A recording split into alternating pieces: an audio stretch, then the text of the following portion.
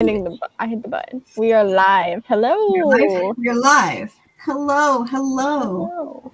Welcome to Josh. Oh, goodbye, Katrina.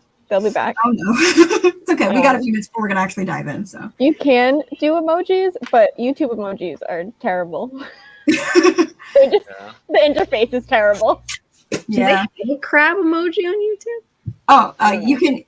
What I do is I just go to I right click and then go to emoji and then I add it from that list. I don't think it's in the actual YouTube selection, but I can do it from my computer or whatever it's called. Crabs for crab chat. Crabs. Hello, my child. Okay, see the is here.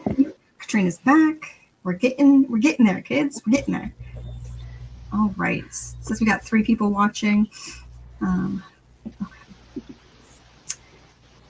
Oh, I did send Sela a picture of my outfit yesterday, so she got a sneak peek. Nice. I'm about to spam the crab chat. Crabs. I found the crabs. Oh, wait, hang on. I gotta go here. I'm getting excited about crabs. Hang on. Where am I? Sorry. Is that your phone, Brie? Yeah, hang on. I'll mute the shit out of that. Okay. Oh, that was all of the many notifications from YouTube telling me that we're live. Thank you, YouTube. Appreciate it. I didn't know. Good to have the verification. I also gave Sela my phone number, so. Nice.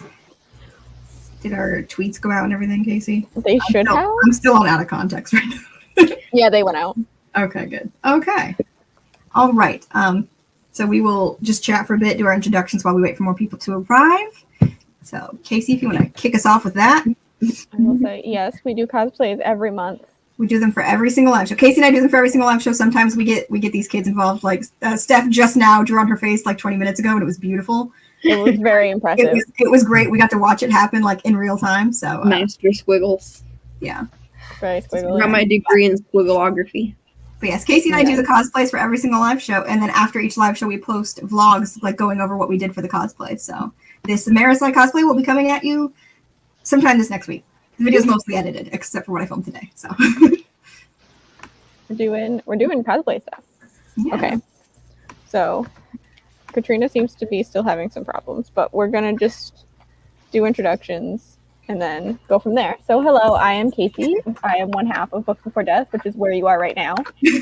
I am currently dressed as Steris, with the character. Yes, and also the cheapest wig known to man, but you cannot tell, so it's fine. Yeah, it looks really nice on camera. It does.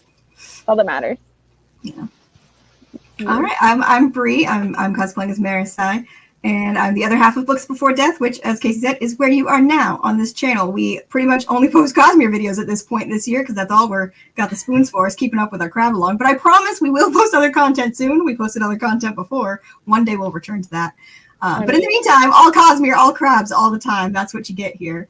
We're also entering Stormlight Month, so we might just be posting more Cosmere. Oh. So. Okay. Yes, so... I pointed the right way, Steph. Good job. I had to think about it. Hello, everyone. My name's Steph. I am Fuzz. I cannot tell you more than that because I think it might be a spoiler. Probably, maybe. Yeah. We won't get into the secret history stuff till later in case people haven't read it yet. So hi.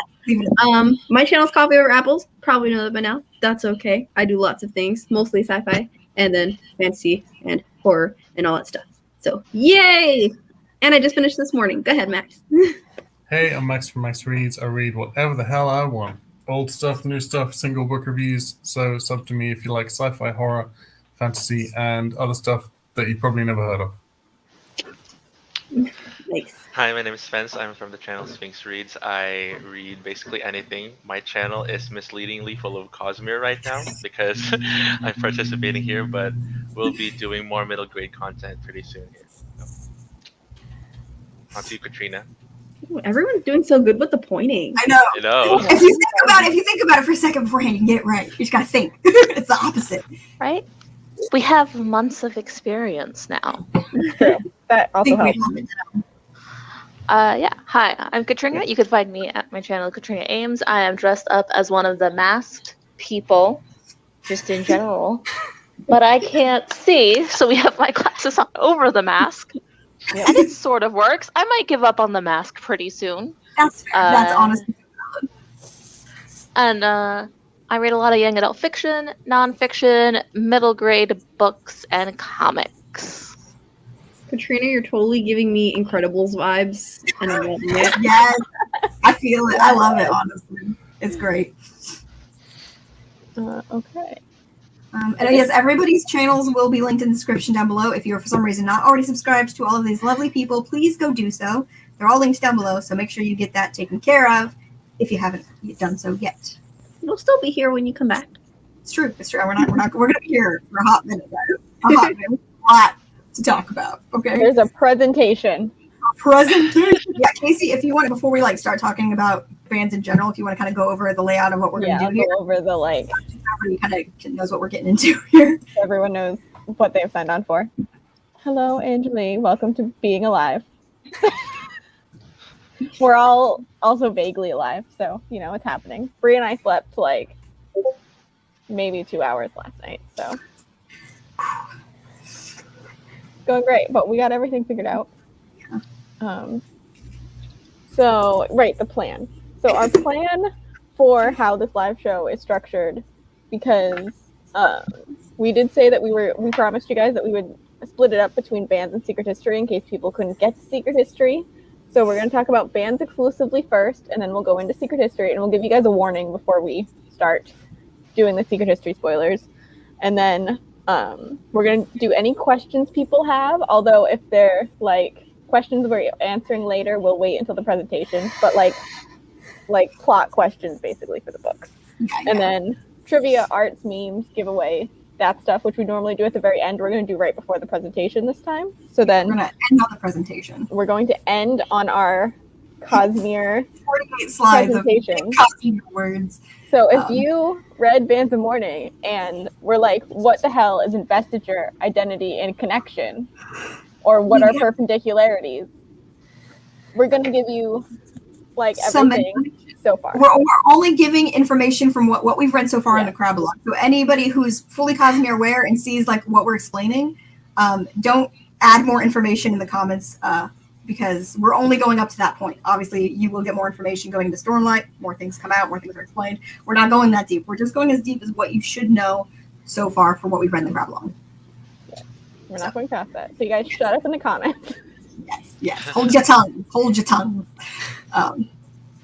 Yes, and make sure nobody gives any spoilers beyond Bands of Mourning and Secret History here. Nothing for Stormlight, but anything before that, you are welcome to spoil.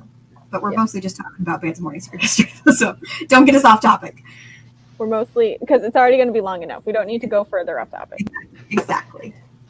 Okay, so let me just organize my windows for a second. We have a lot of tabs.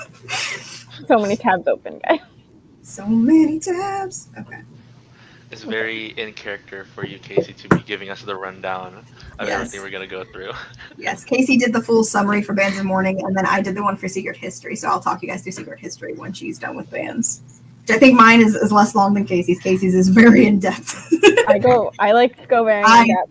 I went light on it. I do mostly skip most of what's written, though. It's mostly just for me. Yeah. Okay, so I don't know when everyone finished Bands of Mourning. I know some of you guys finished it very recently, and some people finished it a while ago. So just to refresh your memory, this is how we kind of have decided to do this with the synopsis thing. Bree's already started on the Way of Kings one, because that one's going to take a while. I'm already 100 pages into my Way of Kings number 15 reread, so I've already started our summary on that, so we don't have to do what we did last night. It's fine. Yeah. So we're going to go.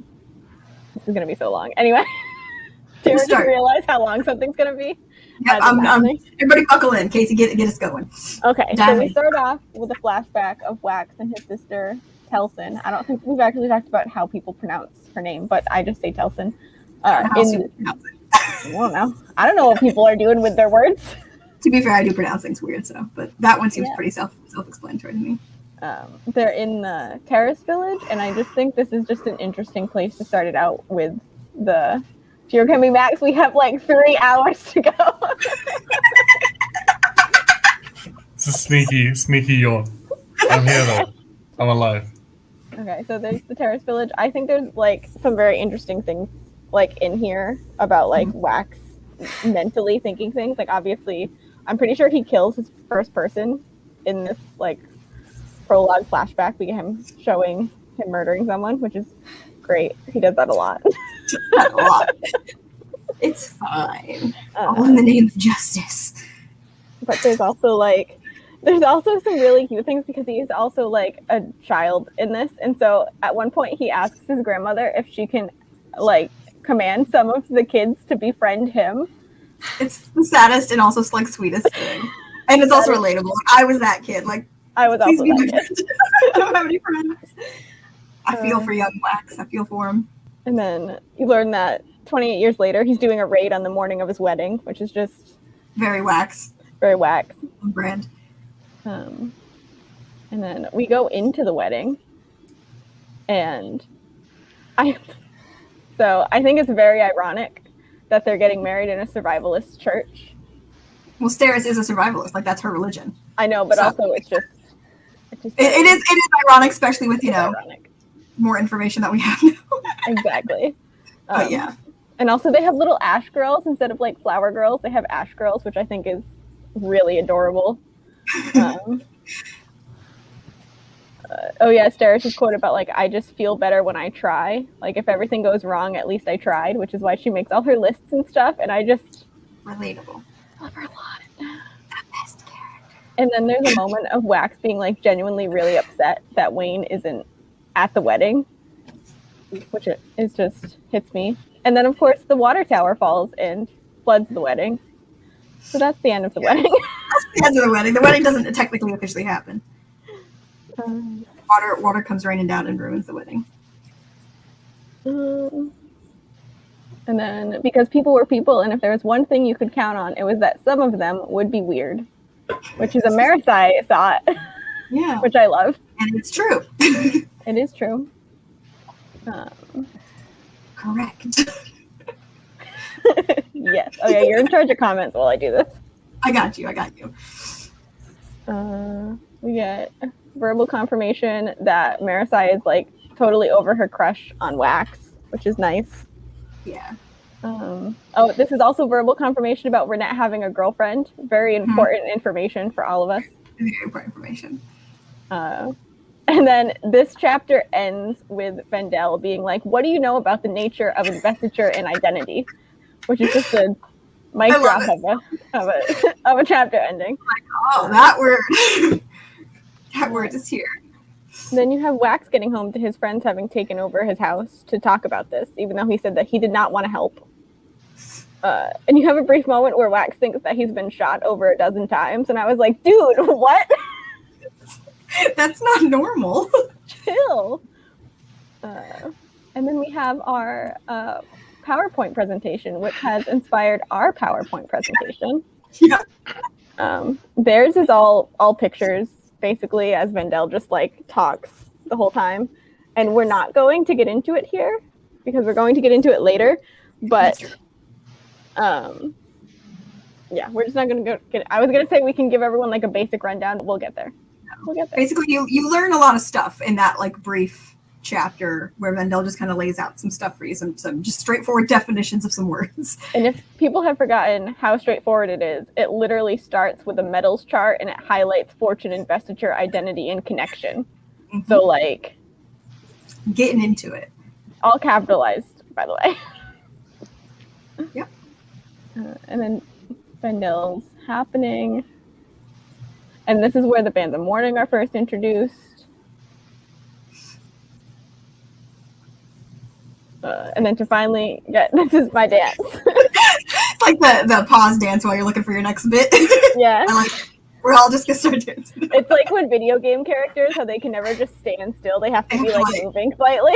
A little bounce, yeah. That is me. Anyways, continue. And then the final hook to get Wax into it, because he doesn't want to be into it because of everything that happened in Shadows, is that they have a picture of his uncle and his sister in New Saran. And then we have this this really like drawn out Wayne thing that I know people really don't like. A lot So of people many don't people. like the really long Wayne chapter where he's going on his little adventure, doing all his little trades on his way to see Renette. People do not like it. I think it's fun and interesting, and I I also like it, but I also agree that it could be shorter. It could be shorter. You could take out like one or two of his little hijinks, and it wouldn't change it too much. It does draw on a little bit. As someone who does like Wayne, I'm not one of the people who hates Wayne. I like Wayne, but I still also think it's a little long. It's still fun though. Oh, but before that, there is the point where Vendel comes back to like give them the stuff for their travels, and as he steps in, he says to Wayne like, "You're a blood maker, right? Can I have your skeleton when you're dead?" And Wayne is like, "Excuse me?" Yeah. And then he immediately turns to Wax and is like, "Mom, the weird conjure is being like creepy to me again." Yeah. Also, you didn't mention. I bet he sells it eventually, though. Oh yeah. But you also didn't mention the fact that Vendel is currently wearing Breeze's hands. Oh yeah, that is a good line. Like, Right. I feel like that he would feel very proud of having something so valuable that he made all by himself. So he didn't need to trade anything for it. he did make it all by himself. That's true. But yeah, the Wax getting really freaked out about how he shook hands with his like dead ancestor is always really funny to me. Yep. Yep. It's a good time. Okay, moving on. Those bones. Honestly, though, same. Okay, but has Justin made a ghost account? Because that sounds like exactly something he would say to us. I don't think so, although he should. I should tell him to do so. I bet I could spot him if he did. And then we have them getting on the train to New Saran to do their nonsense. And we have this really cute scene with Wax and Steris and about how she's very excited about house finances, which is just very cute to me and also something I do not relate to her on at all. That is like my job. Steris and Wax scene. It's like just so cute. It's really cute. But like my job is finance and I'm just like accounting. No, get it away from me. I think the reason that Steris likes it so much is because like numbers and orders, like it makes sense. Like, you know what I mean? Like it's all gonna add up kind of thing. Like that's why she likes it so much, I think. That's like the first time you get to see like Wax like kind of stepping into her world, where like all the times previously she's been kind of stepping into his world. It's the first time he kind of like steps onto her side, and it's just so cute. It's just so endearing. I love it so much. And we also have him realizing that she's reading an anatomy book. That moment is the cutest thing ever. She's so embarrassed. It's adorable. Marissa doing research.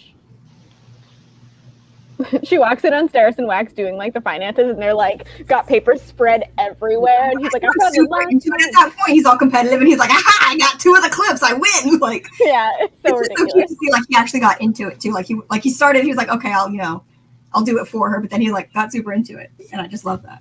I just love him a lot. And then we have the thing where Marissa turns around and realizes that the rest of the train is leaving them behind, and that there's a man with a gun standing there. I mean, naturally. Naturally. If you're Wax and you're on a train, what do you think was going to happen? I'm just saying. I do really love the commentary about how Wax is like, "Oh, there's people on horseback robbing us. Something is not right." And they're like, "Isn't this what happens?" And he's like, "No, people don't actually do this in real life." Like, people don't actually rob, like... trains from horseback, yeah. Trains like, from horseback. The thing in stories isn't real. It's so dangerous. Yeah. Steris carrying vials for Wax, but they don't have whiskey in them. They have, like, cod liver oil. Honestly, I just love her so much. I also love that his fucking valet is like, "But does this happen a lot?" And they're like, "Did you even do your research before taking this job?" Yep.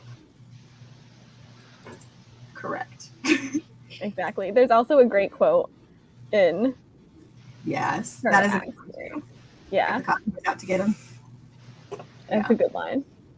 There's also one at the beginning of this chapter after Steris picks up his shotgun, which is like basically a small cannon, and shoots it and flies off the train. And then he says to her, like, "You're supposed to be boring. I have it on good authority from a woman I know." She's like, "Shut up." They're just so cute. And then Oh yeah, and then Marisai has the little cube now, and like Wax turns and is faced with like a dozen men all with guns about to shoot him, and then all of a sudden they all freeze, and Marisai is like pressing her shoulders against like the bottom of the thing to like freeze them all. And I just want to bring back the point in the very first book where she called her power useless, because it is cool. It's such a cool power that she can like slow down time for people. Yeah. I love the time powers. I think they're very interesting. They're super cool. Now she's got those cubes as well. Yeah. That's like super OP. Now she's got way more use of her powers with those cubes. I like this comment that Josh just posted. That Sarah's would be a big D&D player. That I could see it. I could see it like a nice AU where she's just the DM of a D&D gang. I feel like she'd like organizing things like that. For sure. And then we have where they have like the sequence where Wayne and Milan are missing, and they're so worried about them throughout the whole thing. They're like, you know, maybe they took his medals, maybe they took his metal mines off and he's dead, and like who knows what happened to Milan. And then they find them in a compartment making out. So like, I mean, they were doing more than making out, Casey. I was so happy. Definitely implied they were doing a lot more than making out in that compartment. They're good for each other. They are good for each other. They are good for each other. It's like a pleasant surprise. Like when it happens, it's just like, oh, this is really nice. Like I really like this. I think they're really cute together. I joked the other night. I don't even know if Bree heard me when I made this joke, but I said that Milan is like the Wayne of Khandra. I did not hear this joke, or if I did, I forgot already. Which, you know. There you go. Coming in with these funny comments, I love it. Oh my! Wow.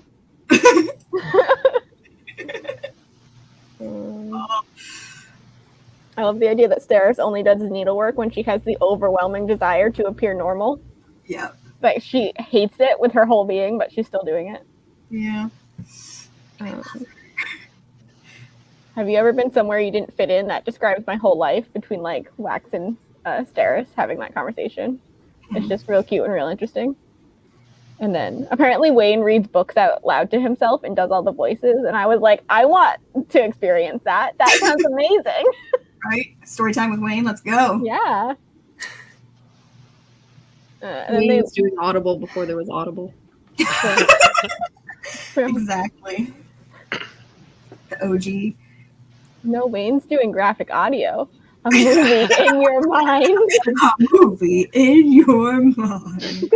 Speaking of which, the quality was peak. I'm so impressed. The graphic audios are real fun. Like once you can get past, like if you don't get distracted by the background noise and stuff, like if that doesn't distract you from it, it's like they're super fun. No, it actually added to the experience. It does for me too, but I know some people like have sensory, like Sela I think can't do them because it's like sensory overload. But for me, they're so much fun.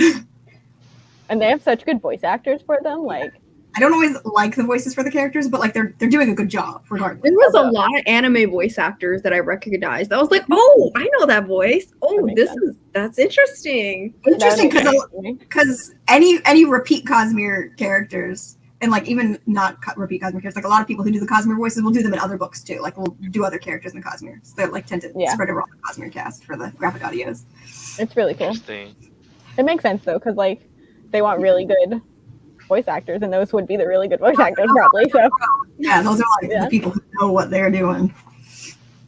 And then we have them getting to New Saran, seeing the waterfalls, and then we have a very interesting thing where Wax and Marisai are going through the city, and we see like the guy from the roughs that he has like pulled in before. And on a reread, I will say that these things to like sidetrack them seemed very obvious to me.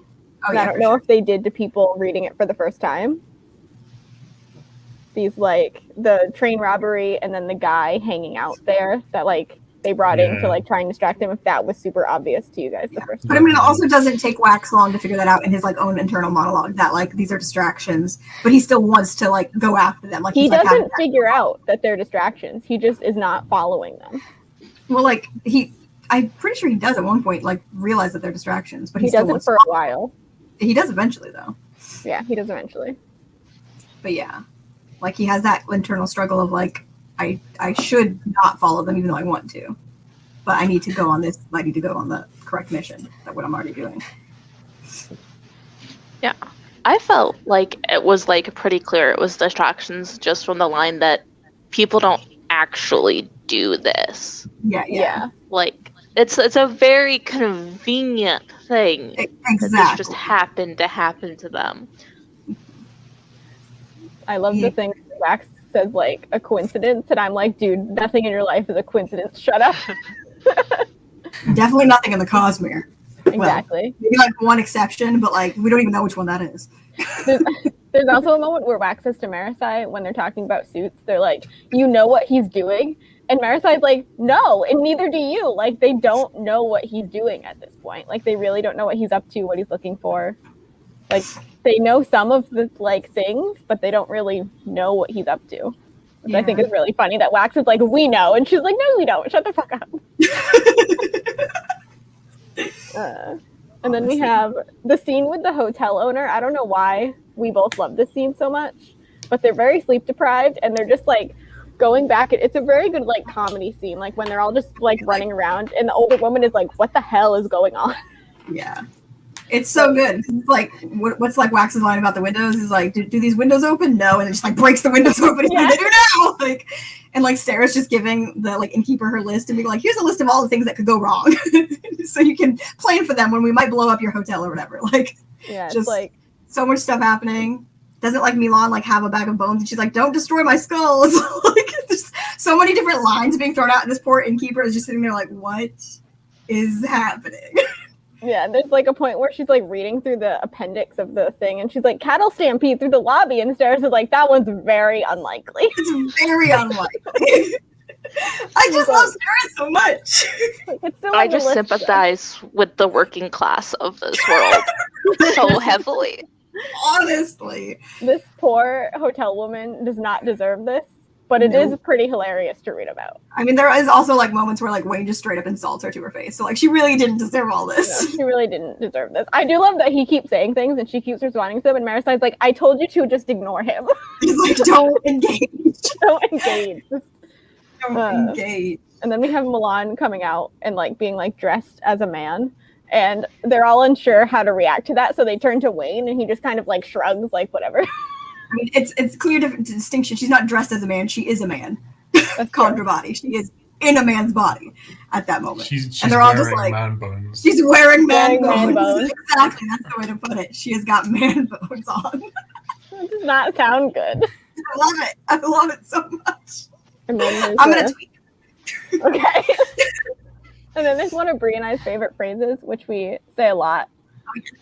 And it's the, I'm just around for the punchy, stabby, stabby. And it's like, she assumes that our detective style isn't normally the punchy, stabby, stabby type. And then Wayne goes, to be fair, it's normally the more shooty, wacky type. And I cannot tell you how many times we have quoted this scene. Also, I don't know why. Just also want to throw in that scene is like so quoted with us and like just so funny to us that like our Cosmere group chat with just like me and Casey and my boyfriend and our friend Alex is literally called, was it Punchy Nonsense Girls? Punchy Nonsense Girls. It was Punchy Nonsense Guys and we changed it to girls at one point, but it's Punchy Nonsense Girls now. And that's why it's called that, is because punchy, shooty, wacky. Yeah, she tucked him away. Just tucked the boobs away. Put him in a pocket. It's fine. I do love there's one phrase where she's like, you guys can't even just take them off. I know. She's like, you're just mad you can't take your boobs off. And I'm like, correct. I am very mad about it. You called it. Then we have the party with the, what's her name? Where they're going to try and talk to Kelisina and then some of the other noblemen that they think are in on this scheme that's happening. Not scheme, the like, whatever, that R'hllor the Condra has mentioned. I just typed Wayne versus Banks, who wins Marisai, by the way. Who wins Marisai? That's really funny. I just enjoy this comment. Thank you, Josh. Sometimes it would be nice to go without boobs. It would just be more comfortable. Genuinely, it would. It just would. But yeah, the bank thing is just like they're going to the bank and Wayne's like, okay, we're gonna do this, and Wayne's like, and Marisai's just like kind of like, yeah, okay, and then get there and Wayne goes into it and Marisai's like, here's my credentials, give me the thing, and he's like, Excuse me? She's so We had a offended. plan. And they're trying to figure out like what grave robbers are like taking extra money, and she learns it's all of them, which I think is also funny. Yeah. Oh yeah, and this is when we have a scene. This is our Hoyd cameo, where we get like Hoyd as a beggar drinking cologne. Drinking cologne. I forgot about that. Oh Christ. And he tosses a coin to Wax, who catches it, and then later realizes that it is a weird coin. During the party, he realizes that it's a weird coin. Definitely a weird coin.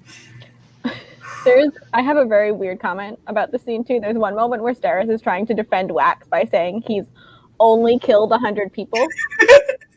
And I was like, Steris, that's a mass murderer. Like, only is not the word that you want to use here. Yeah. I mean, to be fair, he's not like actually just going out and killing people for fun though. Like that's not like the way that these deaths are happening. To be fair, but yeah, just in retrospect, that's so funny. Maybe just not. I don't know, but it does make me wonder how many people does the world. Isn't he also surprised that it's only like 100? Doesn't he think it would have been more or something? Isn't he surprised by that comment? I think he's like, oh, only 100. I was like, Steris, no, not the only. I love Wax so much. He's so stupid. And then we have Chris in this scene. Oh yes.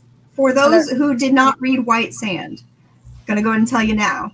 Character from White Sand named Chris shows up in Bands of Mourning, and also somewhere else, which I'm sure you noticed because she's by name in that one.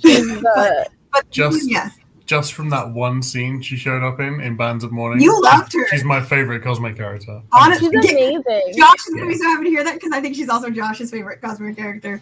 No, we love Chris in this house. But yes, the woman who asks Wax all of the questions about like the mechanics of how his powers work, that's Chris from White Sand. She's a scholar who knows a lot of things. She's a science lady. We love her. She's asking the right questions. She is asking the right questions. I really hope that we see her in Lost Metal. God, I hope so.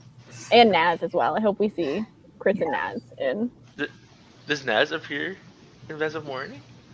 I mean, technically not, but actually there's a side note that is somewhere in Casey's document. I don't remember. Yeah, we'll get to like 2 or 3 chapters. Okay. We'll get to that. But yes. Already, I think we're only like a little past halfway of the discussion, but like I'm already reminded of why Bands of Mourning is my favorite costume. That was your favorite. It's real good. It's real good. It still is. So then there's the scene with the informant at the party, which is such a classic scene, and I love it so much every time. And then Mariside at the graveyard, where there's a really creepy statue of Kelsier just like crouched like above the gateway into the cemetery, and I'm like, why are you guys so extra? Honestly though, I love it because I'm like, yeah, that's on brand. And then like later she sees like the Vin statue and it's like poised and like looks like she's about to take flight, and I'm like, yes, this is correct. Creepy, crouching, scary dude, and then beautiful ascendant warrior. I love it so much. Ridiculous. It's so good.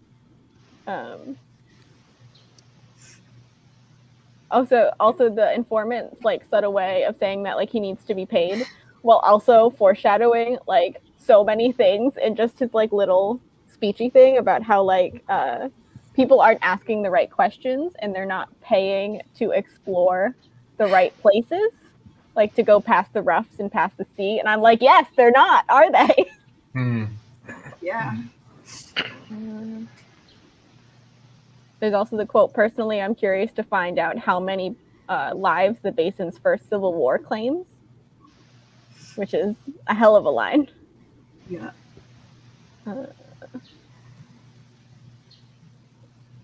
And then Steris chugging the vomit mixture is so hardcore. She's just like goes for it. Pukes everywhere.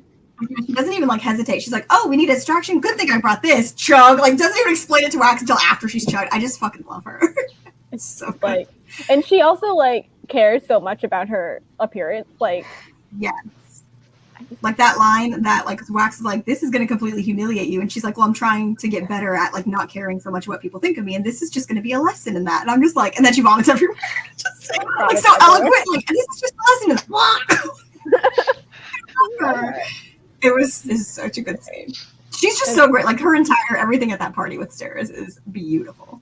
Yeah, she's definitely like in charge at the party. Like she's deciding where they go and who they talk to when, and Wax is just like, okay, I'll just follow that. My bangs are starting to really bother me. we got a while more to go, Casey. They keep stabbing me in the eye. And then Wayne, like hearing one noise or like non-noise, and then just yeeting himself and Marasai into a grave to like protect them from gunshots. And he gets shot 4 times. It's fine though. Don't worry about it. And he gets so excited, like so adorably excited when she's saying that like he has a reputation and that they're afraid of him. He's like, I have a reputation. He's like so excited about it, and it's adorable. I would be psyched too, to be honest. Right? Yeah, it's like, damn, look at all these people terrified of me. I'm cool. I'm a badass. And then speaking of badass, Steris has a gun taped to her thigh. I love her. And before the gun, she tried a shotgun. Yeah, it's like it's a pistol, I think. But she says that she tried to shoot a shotgun to her leg and she couldn't like walk with it. And just like picturing that, I just It's just so funny. So much. Oh, and then there's a broadsheet right before chapter 15, which is where we're going to talk about Chris and Naz again. And it says, do your metal tools speak to you? Hammer saying hello. And then it says, like the hammer is saying hello. And then it says, text, your neighbors probably don't want to hear about it, but we do. Visit 27 Tilen Place, ask for K or N. Bring the talking metal with you. And that is, in fact, yes, a reference to Nightblood from Warbreaker. We're bringing it full circle, kids. Yeah. So if you don't read the broadsheets, sometimes there's little things like that thrown in there. Sometimes there isn't, but on that one, there was. So technically, no, Nas does not appear in this book, but it does say, to see K or N. So it's saying that he is there with her. That is what that means. That's what that's implying. Interesting. Yeah. It's a good time. And for people who didn't read White Sand, Naz is kind of like her. I don't really know what to call him at this point. Naz isn't in White Sand, Casey. So right. You don't actually mean Naz in White Sand, because that's the Chris before all of this. Yeah. We can explain Naz later when we get to the later. That's fine. And then I love the random POV chapters from like outside people, so you can see how scary it would actually be. Whatever Wayne is doing, instead of seeing like the back behind of just like Wayne going like this, pretending to be Iron Eyes. Yeah. So I just love that you get like the outsider point of view of that scene. It's such a funny scene. It's so good. And then them talking about Marsh's accent, and he's like, "But like, what was his accent like? Like, really?" Yeah. Like no one knows. Because Marasai's like, it's strange and nothing like, she says like, it's strange and nothing like I've heard before. And I was like, of course not, because he has a pre-Cassandra accent. He probably mostly kept his accent, because of course he would. Because he's a stubborn bitch. He doesn't talk to anybody, I'm sure. They all think he's literally the Grim Reaper. I don't think he has friends. Poor Marsh. I love Marsh so much. God, I want to see him again. I worry about him a lot. Speaking of accents, when we get to talking about Secret History, remind me to bring up accents. Okay. I'm gonna write that down so I don't forget. We also have Wax sneaking through the place now, and he finds the room with, what's her name? It left my head. Kelisina talking to Suits. By the way, I keep calling him Suits because I hate the name Edward. Like, I just don't like saying it. It feels weird in my like accent and mouth. It doesn't feel good. Ours don't work with New England accents. We reject them. So he's like, oh no, his uncle is in there. And then when he goes in, it's just like a box, which is hilarious to me. Yeah. Just like a little communication box. Sazed would be so proud. They did it. They got radio. Finally. I know, he's like, you bitches are behind schedule. Should have had the radio by now. And then Wax is like, is he in this cube? Is he talking from this box? Oh no, my uncle has turned into a cube. You know, it happens. It's fine. My favorite thing about that scene, I don't know if you had it in your notes, Casey, though, is like the moment when like Wax literally has the most dramatic entrance into that room, and then his uncle is like, "I assume you came in dramatically." Like he literally calls him out on it because he can't even see him; he's on the radio. But I like that he just knew, and like the way Wax's entrance is described in that scene is the most dramatic thing ever. I mean, It's he's so Wax. He's an overdramatic walnut. We talked I about just this. love the moments when he just like really leans into his drama queen stuff, like, and then his uncle immediately calling him out on it was hilarious to me. So dramatic. And then they're just kind of talking. I find Soup very boring, and nothing he says here is super interesting. Although I will say at one point he says, "It's not about what I'm going to do, nephew. It's about what I'm doing." And I was like, Jesus Christ, the drama runs in the family. I mean, they're descended from Breeze, so That's true. And all drama, yeah, it's in Ulrian. I mean, the drama, yeah, it's in the family for sure. It's genetics. And then Wax ends up in a fight, and then Milan appears to save his life and rips her own left arm off to use a sword and stab someone through the chest. I fucking love her. She's just As so you do. fucking cool. It's one of my favorite things.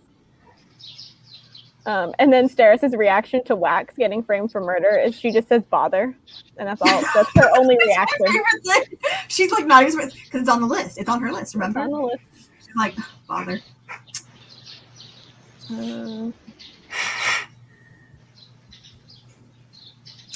Oh, Katrina disappeared. and then they're asking as Wax and Steris come into the room, they're like, "What did you do at that party?" And he's like, "Hopefully not start a war, but I can't say for certain." And then Mariside's like, "You let him do this." Honestly. And then there's the Wax and Elaine talk where she says there's always another perspective if you look hard enough. Deciding to keep moving on instead of going back to Ellendale. Oh, and then Marisi is like, Marisi had read a lot about life in the roughs in her youth and knew what to expect of a stagecoach trip, boredom, dust, discomfort. It was wonderful. She's having so much living fun. her dreams. So proud of her. Oh, Katrina's back.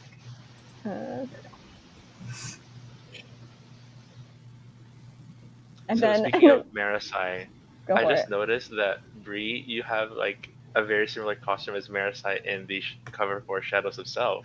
Do I? I don't actually. Do I have that near me? I do somewhere. We just kind of winged it. All I knew is that I wanted to go red just because a lot of Marisi fan art has her in red. So I was just going off of fan arts. Nice. So I went with the red look. Yeah, a lot of them seem to draw both in very specific colors. You're always in Sarah's red. always in blue. Always Marisi in is a usually red red color. unless she's drawn in her actual constable uniform, and then it's not necessarily red. Sometimes I think it's a dark blue or black or something like that. I don't actually know what the constable uniforms look like, so I didn't go that route. couldn't just More complicated. love this comment. There you go. That's true. It's true. And then Marisi's playing with a little box, and she finds a switch on it. And it's what kind of eldritch device has an on switch? Makes sense, I guess. And then there's this cube test scene where they're trying to figure out what the cube does and how it works. And they're charging it up with their allomancy and then throwing it to each other in a circle. And They learned they have an allomancy grenade, basically. Yeah. Very cool. Wax says I have a feeling it's going to be most effective in your hands, and he gives it to Marisi, and there's a pause before they all realize oh shit, yeah, it'll be more useful in her hands. Absolutely. And then he remembers he took that bracelet off of Telesina, which has all of the healing ever. Milan misunderstanding Wax asking how are you on bareback, and her being I haven't thrown any riders off recently, but Yes. And she's like, oh, you didn't mean me being the horse. I just love that moment. And it's just a nice throwback to when we actually, see Tensu in the first era being a horse. Yeah. It's a good time. Which also brings the question, does she have horse bones with her? Is that one of her bone sets that she's just lugging around, just some horse bones? You need a big sack for that. I know, right? I don't know what she's doing. She can just use some sticks. Some stick bones. I mean, yeah. But she probably has that. I mean, she gotta have that horse grin that Max loves so much. The best Cosmere moment. Settling. Honestly. They find the village of Dulcing, and then they're trying to come up with a plan, and Wax and Wayne are doing that thing where they're just talking utter nonsense back and forth, and they just keep throwing out names of like. They keep saying they're like code names of their plans, and it's just such a funny conversation. They settle on spoiled tomato, which is like every time I read it, I'm like, guys, why is this a plan? This is not a plan. It's not a plan. This is just yeeting Wayne as far as you can and hoping for the best. Right? Like, that's not a plan. I will But say, I love it. I love it so much. Twice in a row, there's this moment with the spoiled tomato where Wax just throws Wayne at someone, and then also in the warehouse, he also throws Wayne at someone. And like, it works, but I feel like this should not be your main solution to problems. Throw Wayne and hope for the best. I love it. So chaotic. so ridiculous. Just go with the funnest solution. Always. Yeah. True. If it doesn't work, at least you had a good time. Right? And then he like gets it works. It does work, to be fair. He gets the others in the building, and then like they're getting ready to go, and Wayne hands his canteen to Wax, and it's apple juice. So cute. He's so thrown off by it. He's like, you gotta keep the stomach on its toes. You gotta surprise it every now and then. And they're like bantering this whole time. They're like climbing something, and Wax is like, if I shot you, nobody would blame me. They'd probably say like, wow, you lasted that long? I'd have shot him years ago. Yep. I'm This sure is people like- have literally said that to him. Yeah, exactly. And then we see the main point of view of like the head science guy on the boat, where we learn some of the like interesting boat Stuff. things. Boat things. Airboat things. We have one of the other scientists there being like, I don't want any group having access to such power. And I was like, same. This is terrifying. Yeah.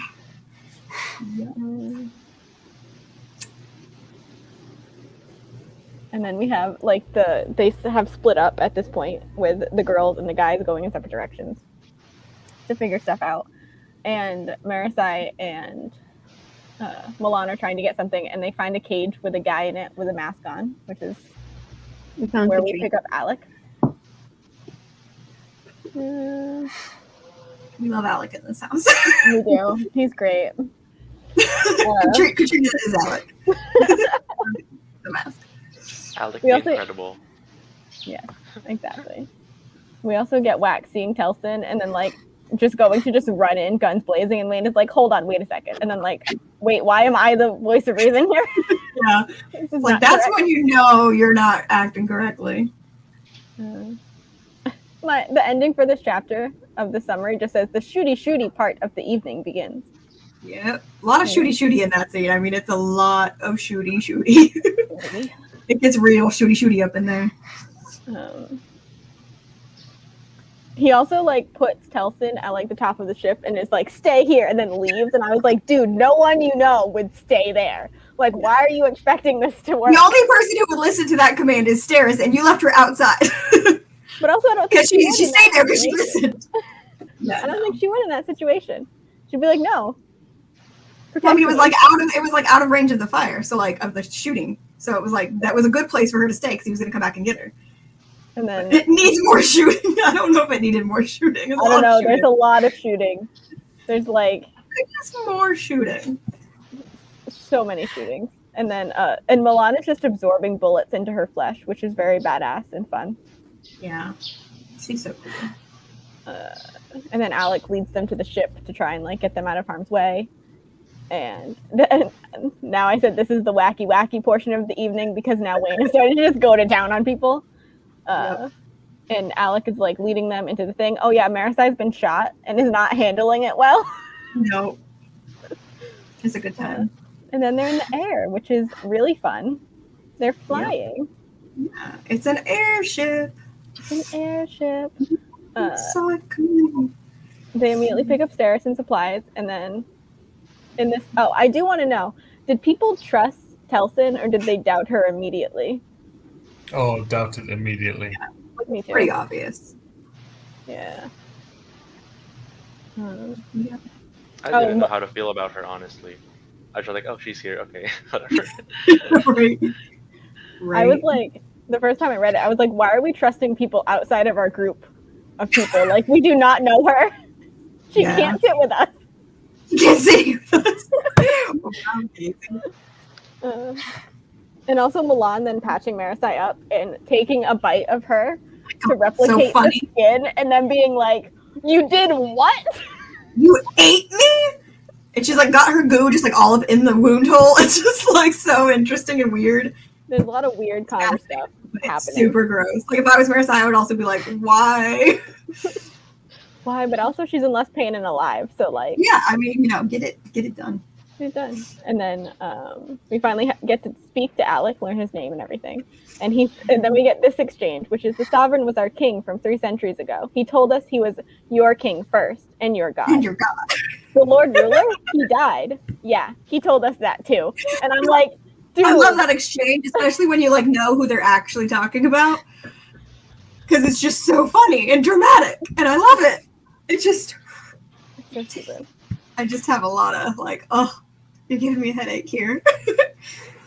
And then they're talking about like the medallions and how it proves everything that Vendel was talking about in the very beginning, like how you can store connection and investiture and everything, and how that works. And they're talking at one point about how like Marasai can't wear the medallion for connection to like speak, like the medallion that Alec is using to speak to them, because it connects to the place that you are in, and she already speaks the language, so it doesn't help her. Yeah. Geography magic. You were very excited about that in the Discords. I saw that. I'm hyped. It's a good time. And then we learn about Et metal, which explodes when it's wet. Fun. Yes. Oh. And then Wayne has a dream about being king of the dogs. This is very important to me. I don't know why. Honestly, it's such a funny, just like little like way to open up a chapter, like POV. Like what? Because he's just waking up from his dream of being king of the dogs. It's just really funny.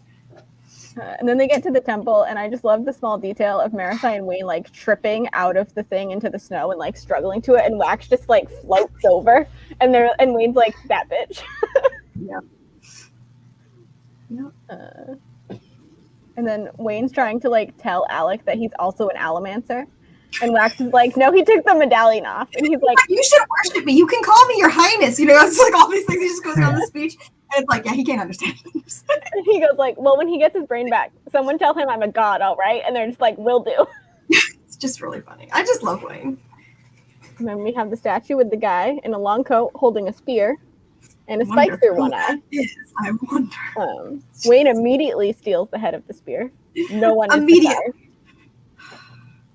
My comment is that like Kelsier would definitely like Wayne. Oh, well, I feel like it would depend on the moment. No, I think he would. He does wacky stuff. I think they would get along. I think he does too much wacky stuff that Kelsey would punch him in the face. Kelsey likes to punch people in the face. You might have noticed. Wayne will be fine. What's the punch? You can punch people you like in the face. That's true. You got a point, Katrina, and I will accept this. I'll accept this. I'll take it. Oh, but you're here now, so it's okay. Hey. We're halfway through bands, a little more than halfway through the band's discussions. We got a lot more to go. I do like how, oh yeah. Nice. Yeah, that's just what you come back to in these things. I do like when like Wax is doing his detective-y monk thing. It reminds me of Monk. I don't know why, but he's doing his detective. Monk was a TV show. No, you just said monk, and I thought you meant like a literal monk, not like Monk the detective. My brain was like, monk. Continue. I'm tired. But he's doing his like detective thing where he's like, oh, those are the masks of the hunters. And Alec is like, how do you recognize them? And then he like keeps asking these questions, and it's like, buddy, he's just like looking at stuff. He's just like using the eyeballs, man. Honestly. Alec is cute. He's so cute, especially when they have that moment where Milan is like, he's like, no, you can't do the traps. Like, we'll die if we do the traps. And Milan just like puts her foot and like gets stabbed through the chest with a spear and then takes it out. And he's like, whoa. This is really gonna ruin my outfit. I love her so much. Yeah. She's so hardcore. And then Marissa is like playing with the spike they found, and Wayne says, "You don't want to prick yourself and turn into a conjurer." And I was like, "I do." Yeah, We me too. do. Me too. Max are ready to sign up for Conjure time. We'll be first in the queue. We will. I love it. And then Wax having figured out the pattern as like Milan is going through, and then like this is just a very brief moment, but like the next one, she like is just tapping them to like prove that he's guessing them right. And the last one she taps is acid, and it comes down in like a frozen block instead of actually as acid. And like she kind of like stares at it, and it doesn't say anything, but like acid and conjure do not mix. It implies that she knows what that would have done to her, and she had like fear in that moment, like, oh, I could have actually gotten hurt here. When before that she was just walking through everything just fine to get like a little beat up by it. Yeah, it's an interesting moment for sure. And then we have one of Telson's like weird speeches to Wax. I feel like she's just like taking shots in the dark to try and like convince him of things. Yeah, for sure. But this one is like, she's talking about how they've gotten so old, and she's like, what's our legacy? What have we accomplished? And I'm like, Wax doesn't give a shit about his legacy. Right. He's just doing things. He's just doing the Wax stuff.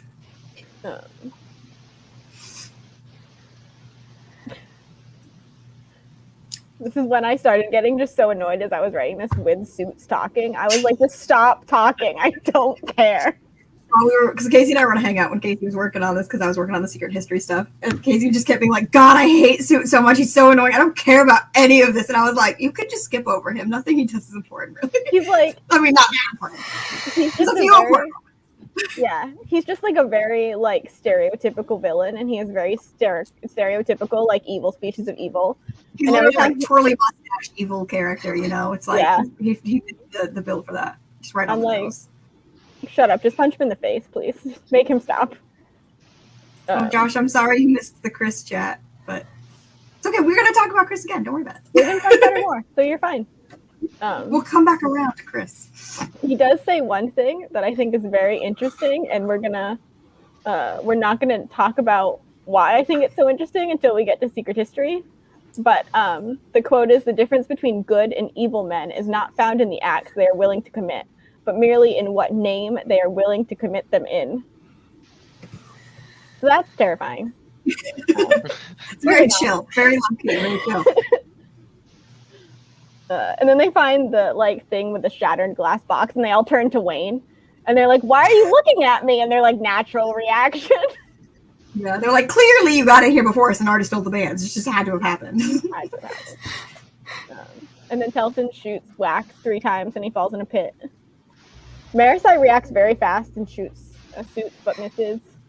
All this thing is happening. And then my favorite mental image, I don't know why this mental image has stuck with me since I first read this book, but it's of when Wayne is getting like coins shot at him, and he just runs out the door like flipping them off as he goes. And just the mental image of that in my brain is amazing. Honestly, it's a good time. Steph just disappeared. It happened in the other live show as well. I think you have an internet problem. Oh, weird. Okay. Well, she'll be back in a minute then, I'm sure. Hopefully. But yeah, the most horrifying thing for all the shooting and whatever in this scene to me is the part where Telson is just digging out Marisai's spikes. You said Marisai. Milan spikes. I was looking at you. Sure. You make this very confusing with your face. I'm so sorry. Yeah, no, that whole moment is horrifying when you just see her gooifying Milan, taking out her sentience. It's like, oh my god. Because she's really like digging for them, and that's just like it's just unsettling like, and creepy. Yeah, just like the way it's portrayed is like so like harsh. I don't know. I don't like it. And then it's like, yeah, Wax just got shot a bunch. She fell in a hole, but Milan just got her spikes taken out, and I'm a little more worried about that. I'm a little worried about her. I'm a little worried about that. Yeah. Oh yeah, then we have like, this is where they finally show that like Telson is really the one in charge. And Marisai turning to the other two and being like, "I'll get us out of this." I just love her. She's great. She's trying to help. Yeah. You also see like how much growth she's gone through, like in that moment when she does react really fast and doesn't get caught up in like trying to figure out what's going to happen and then reacting, which is like what she used to do. And like you see her get better at that in Shadows herself too. But like she really kind of, you see it like really settled in here in this. Like she just snaps into action, and she's even surprised by. She's like only like 17 seconds have passed at this point, and I've like already done like all this stuff. Like she reacts really quickly. I'm so proud of her. Very proud of her. And then we have Wax bleeding to death, and he's like thinking about how like it was a decoy, and like the whole thing was a decoy, and then like his thought is like the glass box they broke in had been too large to fit the pedestal, which I think is just hilarious. Like, how did you figure out the size of the box from a bunch of shattered glass? I also just think it's funny that like the fake box that they then smashed wasn't even the right size. Like they couldn't even put in that effort for their decoy. You know what I mean? Like like if you had just done it correctly, Wax would not have figured that out. But I feel like part of me feels like they did it on purpose to see if someone would notice, because there is the second decoy. I mean, that's true. That's true. I don't know. I don't really know anything. And then Suits arrives to be more annoying. And we have the confirmation that like Telsin recruited him. He didn't like do anything to her. Yeah. He has been the crazy leader this whole time. Yeah, exactly. He has like the really creepy, normal, but pretty normal villain monologue. But he says like powers will come to those who deserve them. And I was like, fuck off with your elitist bullshit. Right? Honestly. I don't want to deal with you.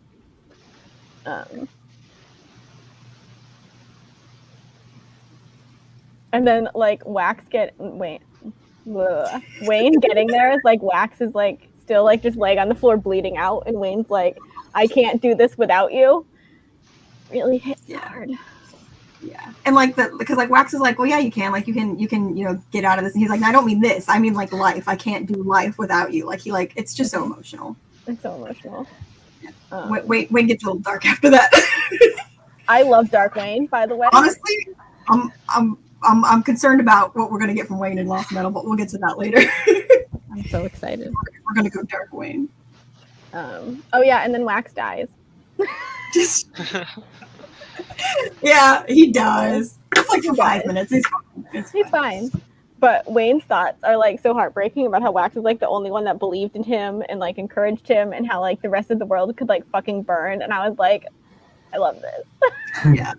It hurts, but it's like you also Wax is fine. So it's like just seeing what Wayne is feeling because he doesn't know that Wax is gonna be fine. It's just so heartbreaking. I just also love him going like full dark. I don't know why. Yeah. I'm a horrible person, but whatever. I mean, I would in that moment too. It's like I support him. Exactly. I support him going just full unhinged, chaotic. And then like he picks up Wax's shotgun and his hands start shaking. And he's like, "You stop that. We're done with that. We're done with that now. It's time to go kill some bitches." Oh. And then Marisai realizing that the spearhead is the metal mind. And then Wax's conversation with Harmony, which is so good, so interesting, so interesting. Much. You don't learn enough, but you learn some stuff. It's just like, I feel like part of it is very standard. Like, why aren't you doing more? And God being like, do you want me to stop all the suffering? Like, what do you want me to do about that? I feel like that's a very common theme. Yeah, for sure. But a lot of it is very interesting. Like how they're just like casually strolling around a planet, and then like that's fun. And then it's like beyond that hung a haze of red all around, pressing in upon the world. He could feel it choking him, a miasma of dread and destruction. Perhaps, Harmony said softly, I have already done just as you suggested. You do not see it because the worst never reaches you. And that's just very concerning. Very concerned about the mist, the red mist. Especially because Harmony then says, I don't know what it is.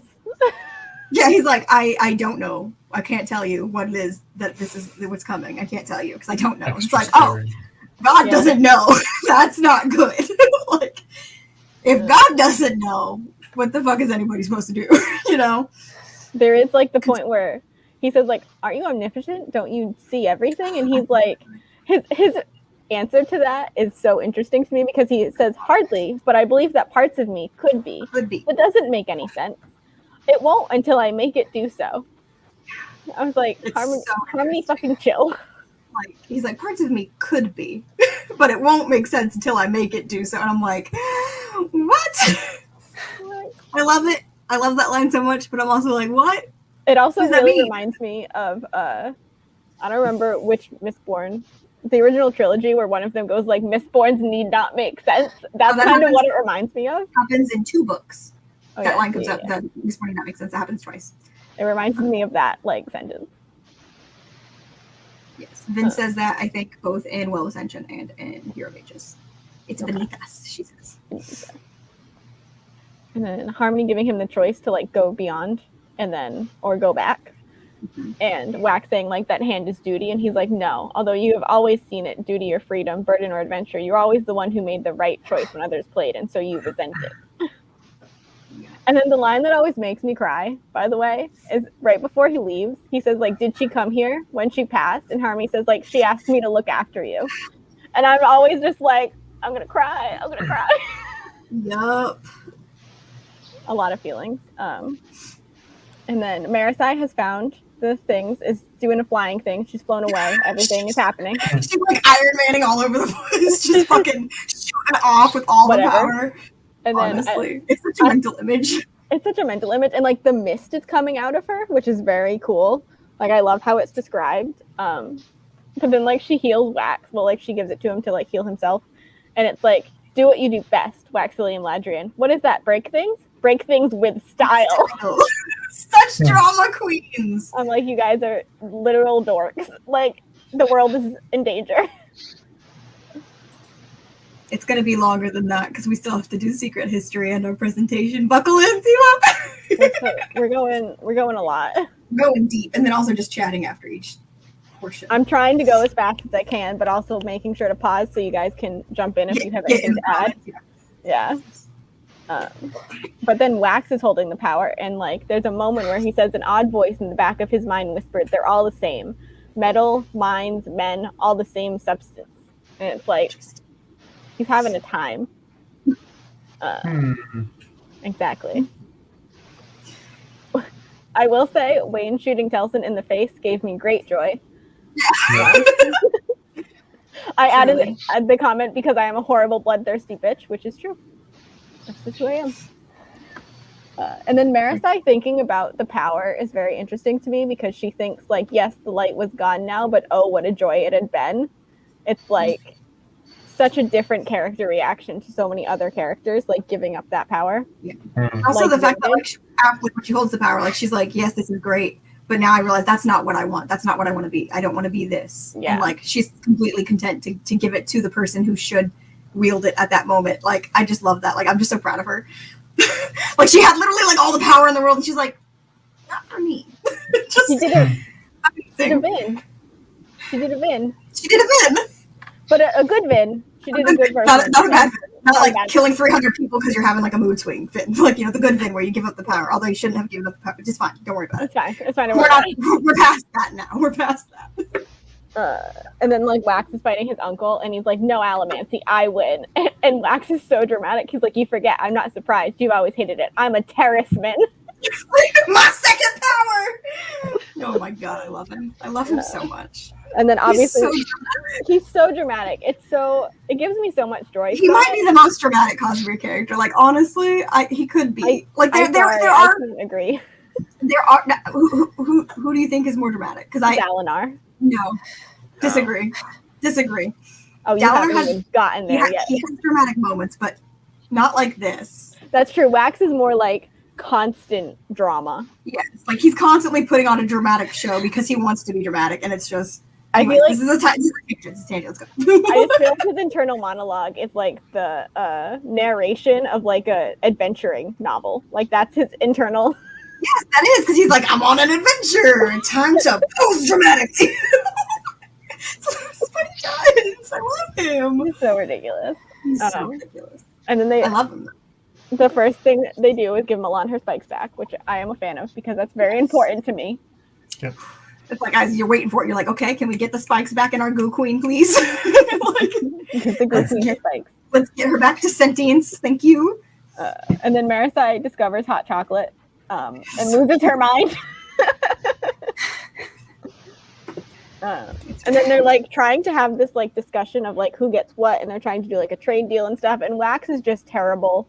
Do not let Wax within political meetings or anything. Don't let him make any of your deals. But like Stara steps in and gets it all taken care of, and it all works out well. Like trade deals, and the bands go to the Khandra, which like they can't argue with. You can't argue with the Khandra having them, so it works. Mm-hmm. Also, once again, Wax being dramatic. He spent the last 18 months trying to save this woman, and when he finally had, she'd killed him. And I was like, you didn't save shit. She was fine. That's true. Yep. And then Wax wishing internally that Wayne like had killed. Yeah, like the that's sister. A little dark moment there. Instead of like Wayne is like putting his like moral compass is based on what Wax would do, which I think is very interesting because he's wrong in this instance. Like, just interesting to me. One of the times they're in the plane. Yeah. I can't remember which time they're, whether it's the first time where they're going to where the bands are, or where it's the second time where they're going back to the city. They talk about et metal. Do we know what that is, or is that like conjecture still? Well, when you say you know what that is, I probably can't answer that, but I can give you more information on that when we get past the discussion here. I can tell you a thing about et metal, but I can't explain deeply because I don't think there is an explanation. Let me look. Case, keep going. I don't think we know.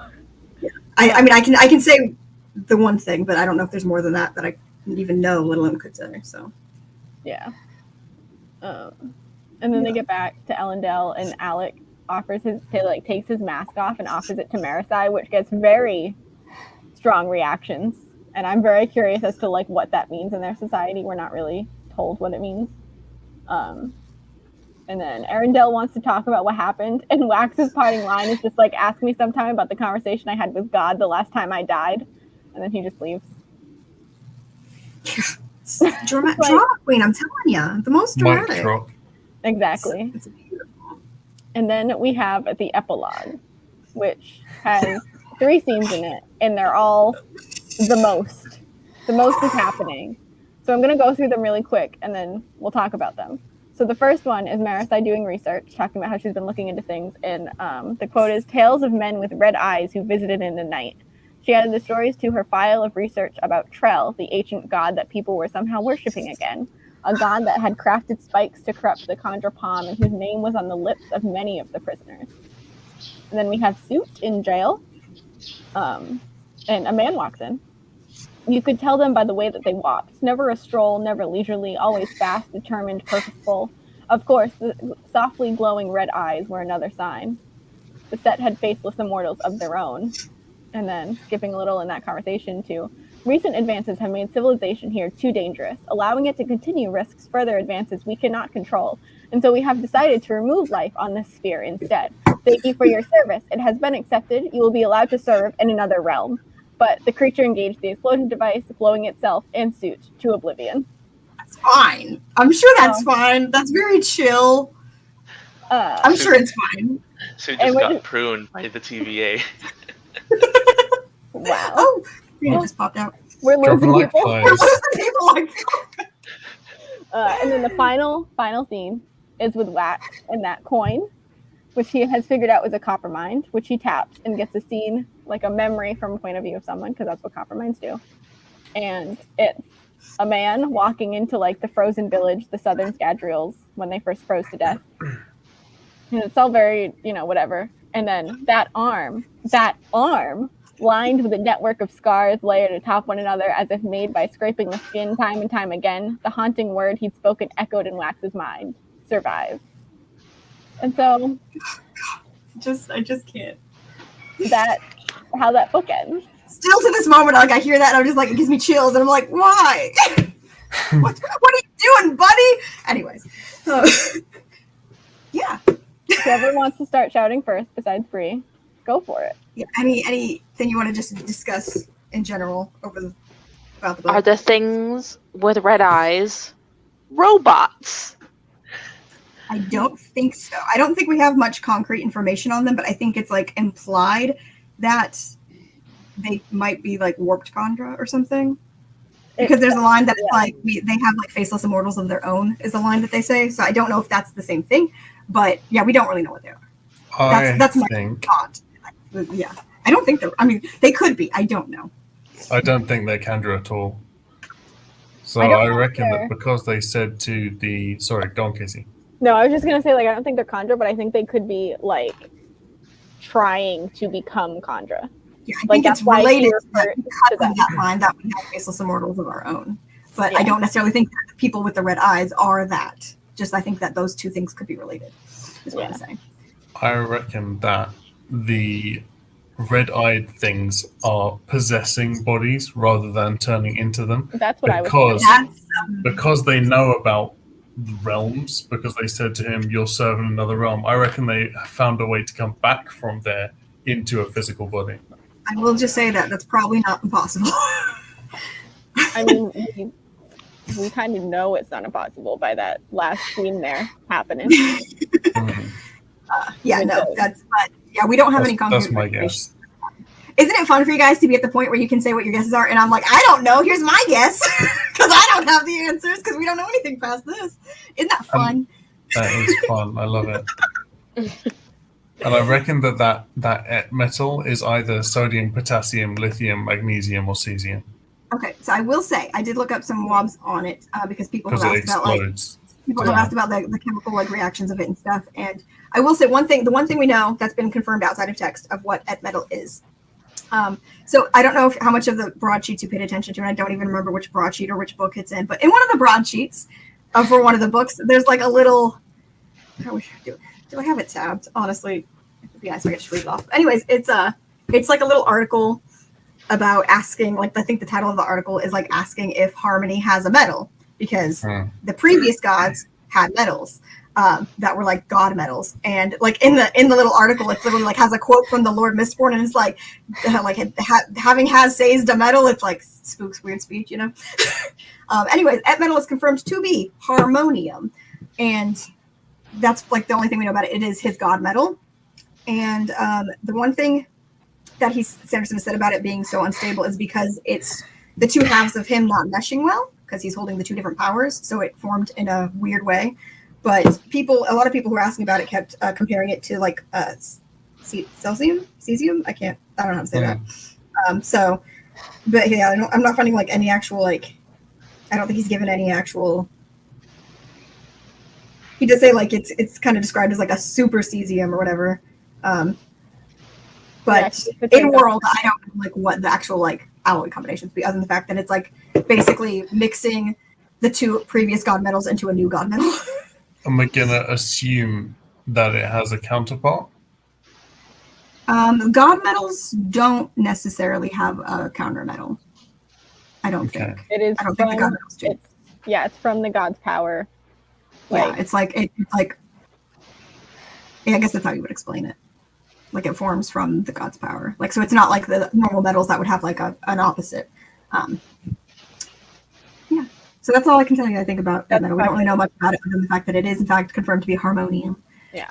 So atium's a god metal, isn't it? Atium is a god metal because but that has a counterpart. Because there were shards. The shards were the gods. They were the two gods of that planet. Okay. Well, one of the metals we're going to have won't have a counterpart at all because in Era 1 there are 23 symbols, and I still think that's how many we're going to get. Well, we got harmonium now, and that does not have. Yeah.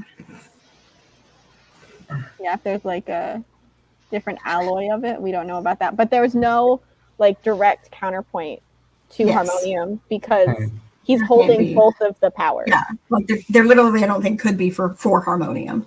Yeah. In other instances, I think there could be. So why does South Scadrial have it and Main Scadrial doesn't?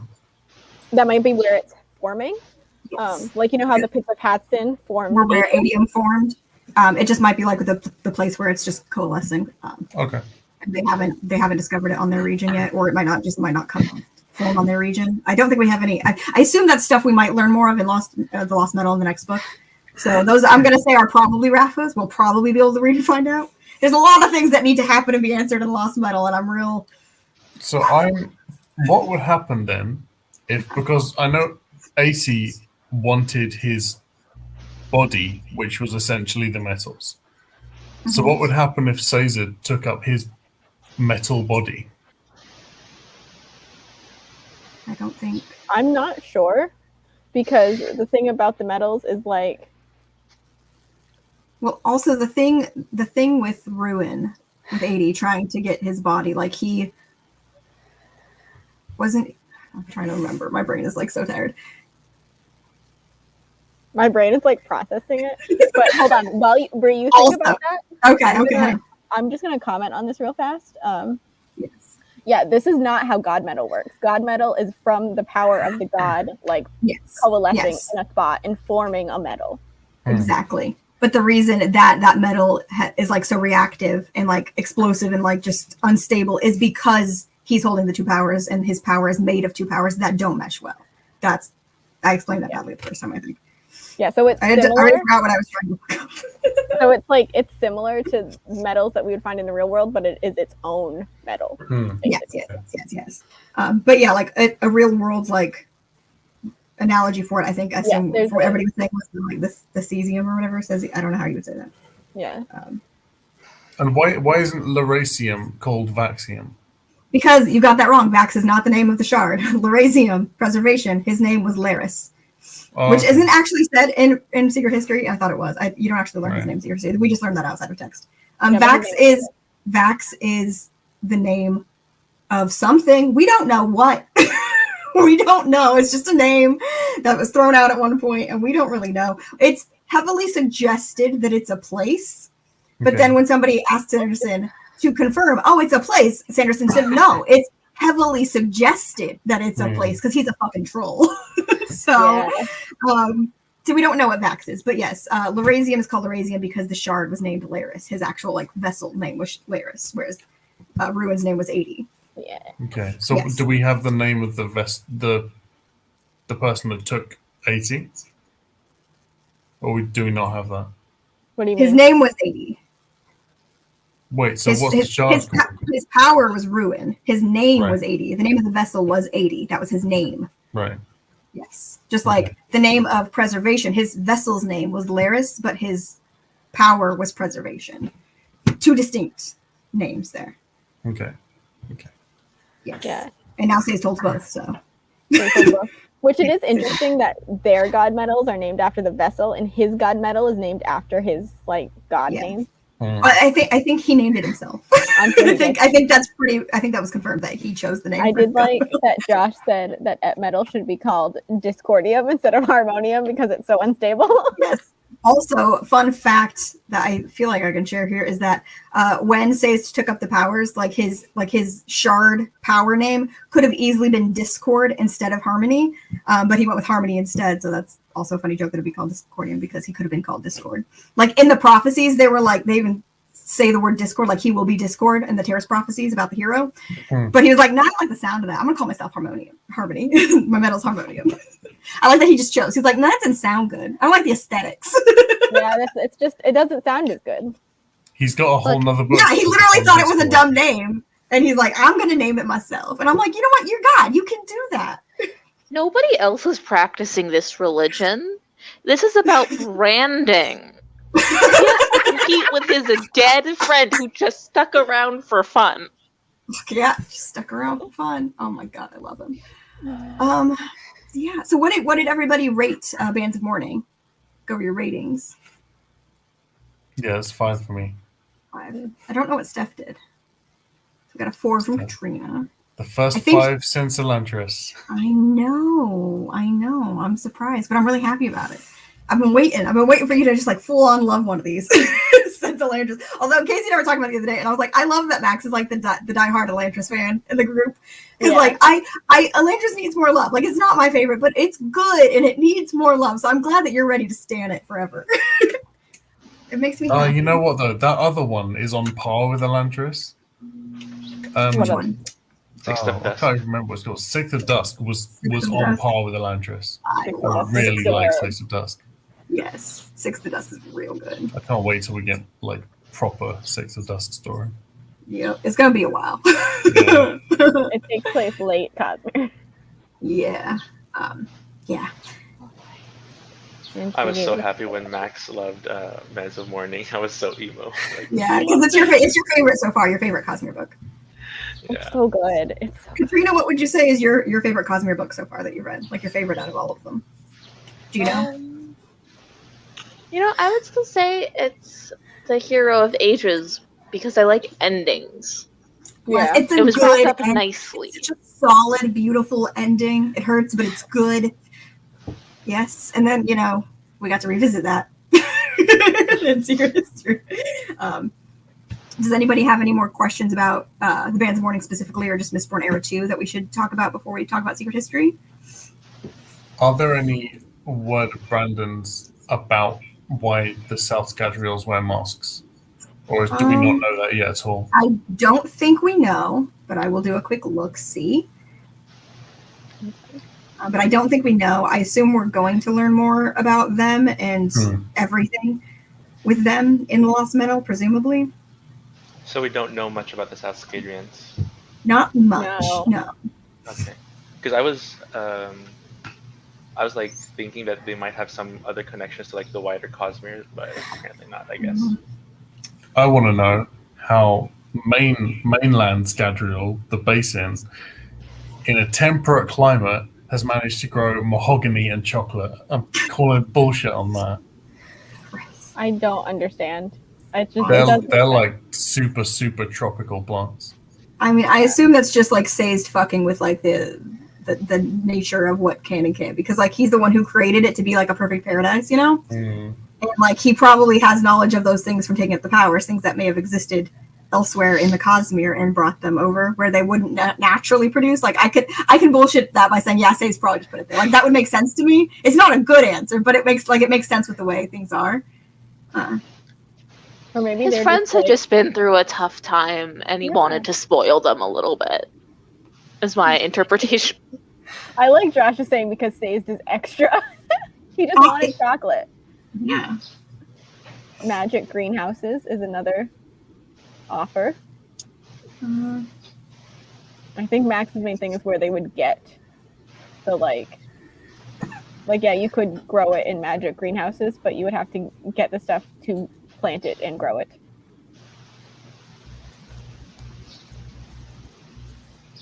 Yeah, I'm not finding. I don't think we know I don't think we know much, if anything. That's like everybody the whole way through the Cosmere. Honestly. Yeah, I don't think we know much about the Southern Scadrians. A lot of the things that people have asked that we're answered were about the mechanics of how they use the magics and stuff and all that stuff. But nothing about why they wear the masks. So I assume that's just something that we're going to learn about their culture and stuff more in Lost Metal, presumably. I'm going to make a call, a risky call. Okay. I reckon the masks somehow, because the masks are red, aren't they? I think I know that Alex first one was red. I think I don't know if they were all red, but I think they might be. The masks stop them getting possessed by the things that are possessing the other bodies. Oh, that would be cool. That would be a really cool theory. I like the theory. I like it. That's true. All the plants are put there on purpose because nothing was growing properly in that ashen, barren wasteland of a planet. Yeah. Marossi has the mask now, right?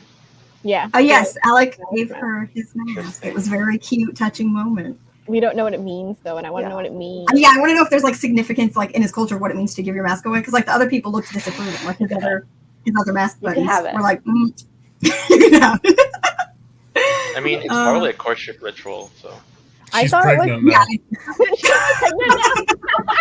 Oh no! I would definitely ship them just because I think they were cute, but handkerchiefs all over again. Handkerchiefs all over again. Oh my god, you're so right. I love the moment. I totally just breezed over it. But when he finds out that she's also an Allomancer and is like, He's like, oh god, oh no, you're Holy One. I'm so sorry. It's dude, chill. She's just a lady. He's precious. I think they'd be cute together. Yeah, I think I would be here. Yeah, I think the thing is more than just like a courtship ritual, though, because they seemed like it was something that was like not done. Like Exactly. they seemed So, very shocked about It it. could just be the fact that he's giving it to someone who's not like one of their people. Like it could just be that. I see. I think there's some significance to it again, which I hope we learn in Lost Metal. There's a lot of things I want to learn about Lost Metal, guys. I got it was romantic, but I also think that since every tribe has their own masks, it was also kind of like an adoption thing. like you're one of us now, and they're like, I don't like that. It's like none of us hung out with her. We don't know her, and she can't sit with us. Just like Casey said Exactly. earlier. Yeah, exactly. We don't know her. I love it. You can't sit at this table. Yeah. Please. All right. Any other things about bands before we get into the secret history nonsense? I was hoping Steph would be back before we got into secret history. Have we heard from Steph at all? No, I don't think so. There's nothing in the Discord. I don't want to like. Internet. Yeah, I don't want to out-reply her in case she's dealing with like puppy problems. Yeah. Like, I assume she'll pop back in whenever she's available too, but hopefully she gets it sorted. Because puppies are full of problems. Puppy problems! They leave them all over the floor. Yeah, it's true. It's true. All right, so should we start talking about good old secret history? Let's begin the nonsense. So, the reason why everybody has to wait to read Secret History till after Man's Morning is because, surprise! Wait, everyone, if you haven't read Secret History yet, leave now. Leave now if you haven't read Secret History, because this is full Secret History spoilers at this point. Secret History spoilers, I hope you are gone. You do not want to spoil Secret History. It's so much fun to read. It's ridiculous. Okay, yes, but if you finish Bands, you at least know like the main thing, which Kelsey is alive. So now we're gonna backtrack and see what the fuck happened there because we watched him die. So Secret History starts off. Kelsier dies. We've seen this before, but now we get to see it from Kelsier's point of view, which is fun and wild and a little hurtful. It turned out to be a far more painful process than he anticipated. So dying's not fun. Confirmed. As if I didn't cry. Listen, we all cried, okay? We all cried. I think Sela cried the most. Probably, actually. Probably. I cried a lot the first time, but I don't cry as much on rereads. But then we can see Vin crying over his corpse, and that does make me cry. So. I will say, if you listen to the graphic audio, you will hear Vin crying in the background. And you hear the voice actor for Vin like sobbing over him in the distance, and it's so upsetting. It's like because like that's how it starts, right? And so like I started the graphic audio, I was like, I can't listen to this. This is too emo. I can't do it. And I'd turn it off and read it physically. I was like, it's no. Like, yeah, you were having a time. I remember. Vin's crying over his corpse. He's dead. And then he gets to meet God. That's fun. Everybody loves to meet God. Who are you? Kelsier demanded. Oh, I think you know. The man met Kelsier's eyes, and in them Kelsier saw eternity, a cool, calm eternity, the eternity of stones that saw generations pass, or careless depths that didn't notice the changing of the days, for light never reached them anyway. Oh hell, there's actually a God? Yes. Kelsier decked him. I just love it. I love it. First thing you do when you meet God, punch him in the face. I mean, honestly, yeah. I just if you don't love Kelsier, that moment should do it for you. Just because, honestly, after everything you've been through, the shit fire of a planet you live on, and it's what the fuck are you doing up here, God? And just punch him in the face. Obviously, it's not Preservation's fault, but he doesn't know that yet, okay? So, I agree with the action in the moment. I just love it. Then, Kel yells at God a bit. He asks him how to stay, and God just kind of ignores him, tells him he can't stay. We see God's unraveling a little bit, totally not concerning. Kelsier names him Fuzz, which is really cute. And it's so fascinating how smart and quick thinking Kelsier is in this scene, in this moment when he's putting together all the things that Preservation is and isn't saying to him, and he's putting two and two together. He's oh, got it, gotta expand my soul. Oh, okay, a God, not God. That means there's more than one. He's just putting things together so quickly, and then he figures out that once he starts playing along, oh, okay, I should give up. And he just tricks him so easily and figures out where he needs to go. He eats himself all the way to the Well of Ascension and convinces Fuzz to help him live. Very well, be preserved, Kelsier, survivor. So now Kelsier's imprisoned in the Well of Ascension. Cool, good, fun times. It's very chill. He's got a roommate named Ruin. We love that for him. Very creepy roommate just kind of peeping at you with his dark creepiness. Not a it's great the start of the best sitcom ever. I want that like fanfic, like that AU, please. He sees some Inquisitors dropping a dead Inquisitor, the one that he killed, in the well, which is just interesting that like that's their ritual, and then Preservation's like, this doesn't do anything. Like they're doing it's meaningless. I don't know why they're doing it. He says like it's more than meaningless. Like yeah, he's like this is more. But it's just interesting that like they have that ritual that they just dump their dead into the well of Ascension, which is really interesting. And then Preservation starts yelling at Ruin. He's like, perhaps I can hold out. You hear me, Ruin? I'm not dead yet. Still here. Hell, Kelsier thought. Cold. God is going insane. It's just very chill times here. Then we see Lord Roller come into the cognitive realm. That grin is insufferable. I did kill you. I returned the favor. You didn't kill me, survivor. I forged the blade that did. I just love how proud Kelsier is of Vin in that moment when he's like, she did it, without realizing that he started the apocalypse. It's fine, we get there in a minute. But don't worry about it. So proud that she got it done. I love immediately after. So like Lord Ruler's like, whatever. Bleep, and I know. Yeah, he just leaves. Kelsier's like, what? You're not gonna stay? And he's like, I'm done. And the Preservation's like, I've told you, like rational people want to move on at this point. What's that say about you, Kelsier? Not a rational person. Not rational. So we just watch Kelsier getting bored and stir crazy and gets little peeks at his new roommate Ruin. He had met God, but for every push there was a pull. What was the opposite of God? Dog. You see that. What if Ruin was a dog the whole time? It would be such a different story. I will also say that Josh just said, I feel like that the dumping the Inquisitors is like the Elantrians being dumped into the perpendicularity as well. So Indeed, and we will get to that later. Elantris hype. Yeah, we will talk about that a little bit at the end of the presentation. So yeah, we see that Fuzz is getting much worse here. And then our good friend Hoyd shows up. So if anybody didn't catch on to Drifter, that's Hoyd. It's the Hoyd cameo. It's one of the best Hoyd cameos, I will say, at this point.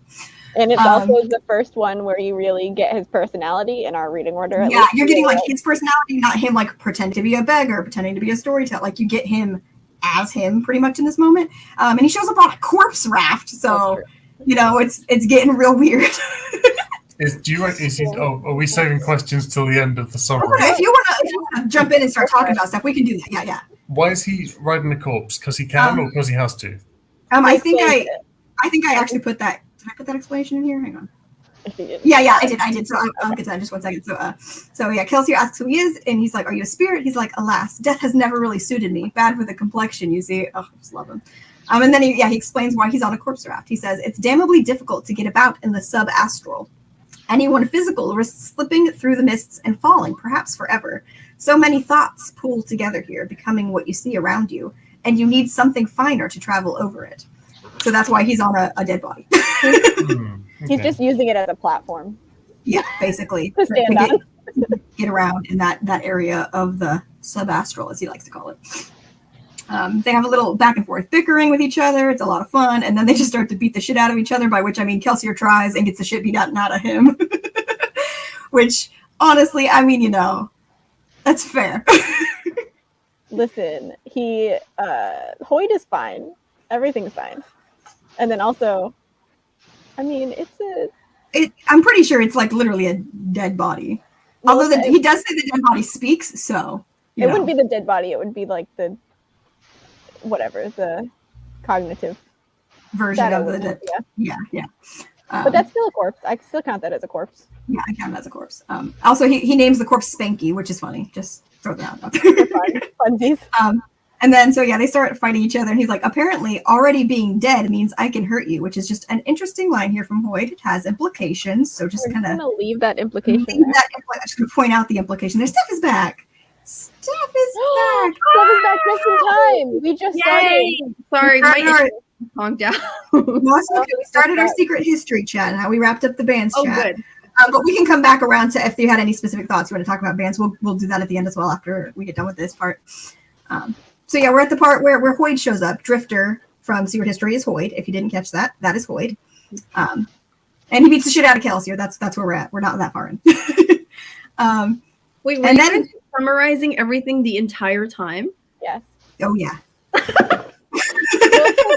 Well, it helps people like remember what's happening. Yeah, People it helps you think remember about what happened, so that way you can like talk about what happened if you forgot certain things. But it also keeps us on track because in our previous live shows, when we didn't make any plan, we would just kind of either talk in circles or like nobody could think of anything to talk about, even though we all just read the book and wanted to talk about the book. We were like, so. Wait, so you guys haven't done the PowerPoint yet? No, you didn't miss that. That's gonna be at the Okay. very end. You're good. You're good. I'm really impressed that Casey hasn't had to drink water since beginning. I have. I've Oh, good, taken a few sips of ginger ale. I had coffee this morning, so I need ginger ale. Right. Got to tone it back down. All right. So yeah, we're at the point where Hoyd's beating the shit out of Kelsier. And I don't know if you heard the line when I said it, so I'm going to say it again. He says, apparently already being dead means I can hurt you, which is an interesting line from Hoyd, and it has implications, but I'm not going to explain it, so just log that sentence and think about what it could mean. Then So Hoyd gets in the is pool. dead? So Hoyd is dead, confirmed here. Hoyd is No. dead. Hoyd is saying that Kelsier being dead means that he can hurt Kelsier, implying things. Okay. That maybe if Kelsier was alive, he couldn't hurt him. Just an interesting thing to think about with Hoyd. Then Hoyd gets in the pool and he's gone. The pool had let Drifter transition from the world of the dead to the real world. Perpendicularity. So my perpendicularity dance. I like it. So then we see him steal one of the beads, which is interesting because if you remember what those are, it's the same thing that Vin fed to Elend to turn him into a Mistborn. So Hoyd takes one of those. Implications there as well. We hear Fuzz call Hoyd Cephandrius, so this is the first time you hear a name other than Hoyd or random ass beggar described to Hoyd. And Fuzz describes him as an old friend who rejected them. So there's a lot of just like tidbits falling through here that like you don't know what they mean, but you know that they mean something. Little pieces of the puzzle of Hoyd, which, you know. Anyways, then we skip forward. We see Kel having some staring contest with Ruin, a good time. He learns to start writing the pulses of the Well of Ascension and being able to get glimpses of what's happening outside. We see him putting some of the pieces together, just like what's actually happening, very slowly, much slower than the rest of us. But he's doing it. He's doing his best. And then we see Kelsier talks to Preservation some more, and he says, "Death for one such as me is not like death for one such as you. I was killed long ago when I made the decision to break our promise. But this power I hold, it persists and it remembers. It wants to be alive itself. I have died, but some of me remains." So that's just interesting stuff about Shard and the power in the vessel and how all that's connected and not connected. Then we see Vin and Elend come in, and you learn that it was Kelsier all along. We really need a parody of that. We did. The Agatha All Along song from WandaVision. Anyways, because you see that Kelsier was the one who actually stabbed Elend in the Hero of Ages. It wasn't Preservation. It was Kelsier to try to get Vin to take up the power and not give up the power. Weeping Flayed ripped open. She did the most selfless thing he had ever seen. And just, I love that line so much. It breaks my heart. And then Ruin's free. So no more roommate for Kelsier. Kelsier's also free because the power that was holding him there is now gone. So he's no longer tied to the well. He's also homeless now, technically. No roommate, and he's homeless. He's having a bad day. And the world is now ending. Yeah, and we see Preservation get Vin to give Elend the bead. He literally says, "I can preserve him." I just love it. And then here we see Kelsier trying to find the crew, and he learns about Dox's death, and he takes it pretty hard. "He cursed you as he died, Kelsier. He blamed you for all of this." And I'm like, chill, buddy. You don't have to tell him that. It's true, but you didn't have to tell him that because it hurts. Like, it hurts. Oh.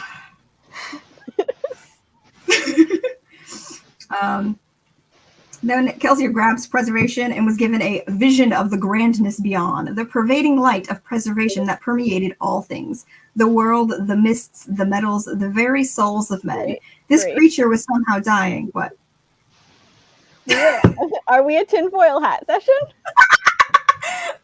I've lost my tinfoil hat. I don't have a tinfoil hat. I don't really know what they mean by this, but it was really funny. They should be aluminum hats. I'm just gonna throw that out there. I'm about to say, yeah, it should be. That's what I was thinking when I read it. Yeah, aluminum hats. Technically, I'm homeless. We're just talking some Cosmere stuff. Join I would love if Ruin got like released, but Kelsier was still trapped in that big bowl like a spider in a bath. Or something. He's like trying to get out, like. That would be funny. That would be funny. But then we wouldn't get all of his fun shenanigans after this. There you go. Yeah, I assume that's what you meant because that's how I read it. Yeah, I read it as that, and then I didn't realize you didn't actually say aluminum. So glad we're all on the same page. Sort of.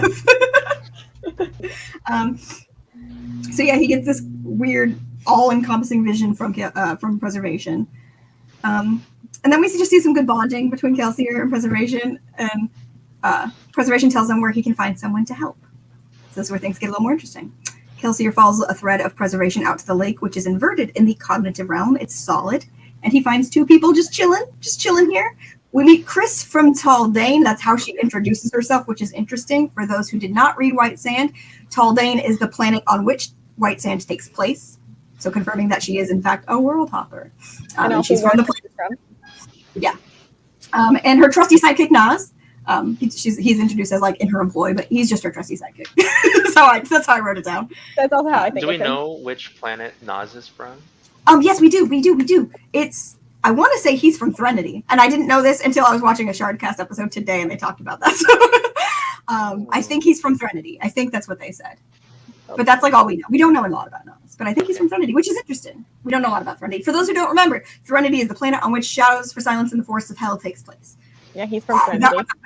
Let me tell you. Confirmed. I like when my other copy or rare folks are like, yes, you're right, because I'm like fumbling. I'm like, is that right? Do I have it right? Okay. With Chris, right? Yes. Yeah. So between White Sands, do we know what happened between White Sands and her becoming a world hopper? No. So we don't know how she became what she is now. Yeah. I don't think we do. White Sands kind of ends White Sand hanger, right? Well, yeah, it does. It does have kind of, I don't know, cliffhanger, but also White Sand is one of the, I think it might actually be the earliest thing in the Cosmere timeline that takes place like chronologically in universe. So, she's also like a prequel. Yeah. So yeah, she's from the OG story, and we also don't know how long it's been since she left. We don't know how long it's been since she's left. Apparently, he has a Threnodite gun in one of the broadsheets. Oh yeah, I forgot about it. Is it the gondola story, the ghostly gondola? It's in one of the broadsheets. Yeah, I think so. Yeah. I can never remember which things are like which books, which broadsheets are in. I just never remember. So anyways, they're talking, and Nas is like bamboozled by the news that he's spoken directly with one of the shards, and he's like, Fuzz and I go way back. Just love that moment. They talk about Preservation dying, so a slow death. 80 doesn't know how to splinter another shard, or he hasn't the strength, Chris muses. Interesting words, interesting implications. Kelsier learns about other planets. He's like, other planets? Just so beyond him. I just love that moment. She explains what shards are, very straightforward, and I love her. What happens if one of these things dies? I'm very curious to see. I've never viewed it in person, and the past deaths were different, implying that she knows of other shards who have died.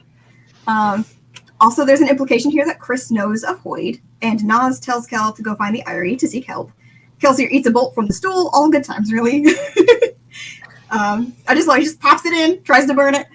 He learns that he can't burn the metal in the bolt. He doesn't have a body. You're dead. Oh, I love him. Such a dumbass. Prezi tells him the Eyrie are from another land, the ones who died but did not. They built a city in a place between worlds. That I call Preservation Prezi. I assume you guys figured that out, but I just call him Prezi every time. I've called him Prezi forever. We really have. I don't know why we have, but he's Prezi. Or Misty Man. We called him Misty Man. I called him Misty Man before we knew he was called Preservation in the early days of Will of Ascension. Yes, I guess since you brought this up, I will go ahead and confirm this. I don't know if anybody here, I know Spence has, anybody else has read there's like forewords to all of the stories in Arcanum Unbounded, and they're all written in world by somebody in world, and they are all written by Chris because she's a scholar studying the Cosmere. So all of those like little essays about like the planets and the magics that happen before each story are written by Chris. They can be very spoilery. They I've can been be. avoiding them. I will say if you like at this point, if you're fine with like just like they're not like spoilery for like plot things, but like referencing other magics in like other books and things like that, then I would say stay away from them. But oh yeah, also the map thing. Yes. Oh, there we go. Yeah, the maps. Yes. Also, I think he have an annotation on the album map. Naj drew those maps, right? Yes. Also, you may not have noticed, but like, okay, I have Alloy of Law here. There's a little annotation on the bottom of the map, and you'll see that a lot on different maps, not all maps, but things like that, where you'll see an annotation in like a different font, and it's usually signed Nas because he's going to different places and getting these maps and annotating things on the maps for Chris. So if you see that again, you'll know that that's Nas. It's usually signed with his name. A lot of people don't notice it until later on, but it becomes more frequent. Yeah. It's just a cool I noticed little. it later on. It's a cool little detail. Yeah, it's just like such a neat detail to add. Yeah, I like it. It just reminded me that I forgot to get angry about the map in Bands of Mourning. Oh, right. You had a whole map.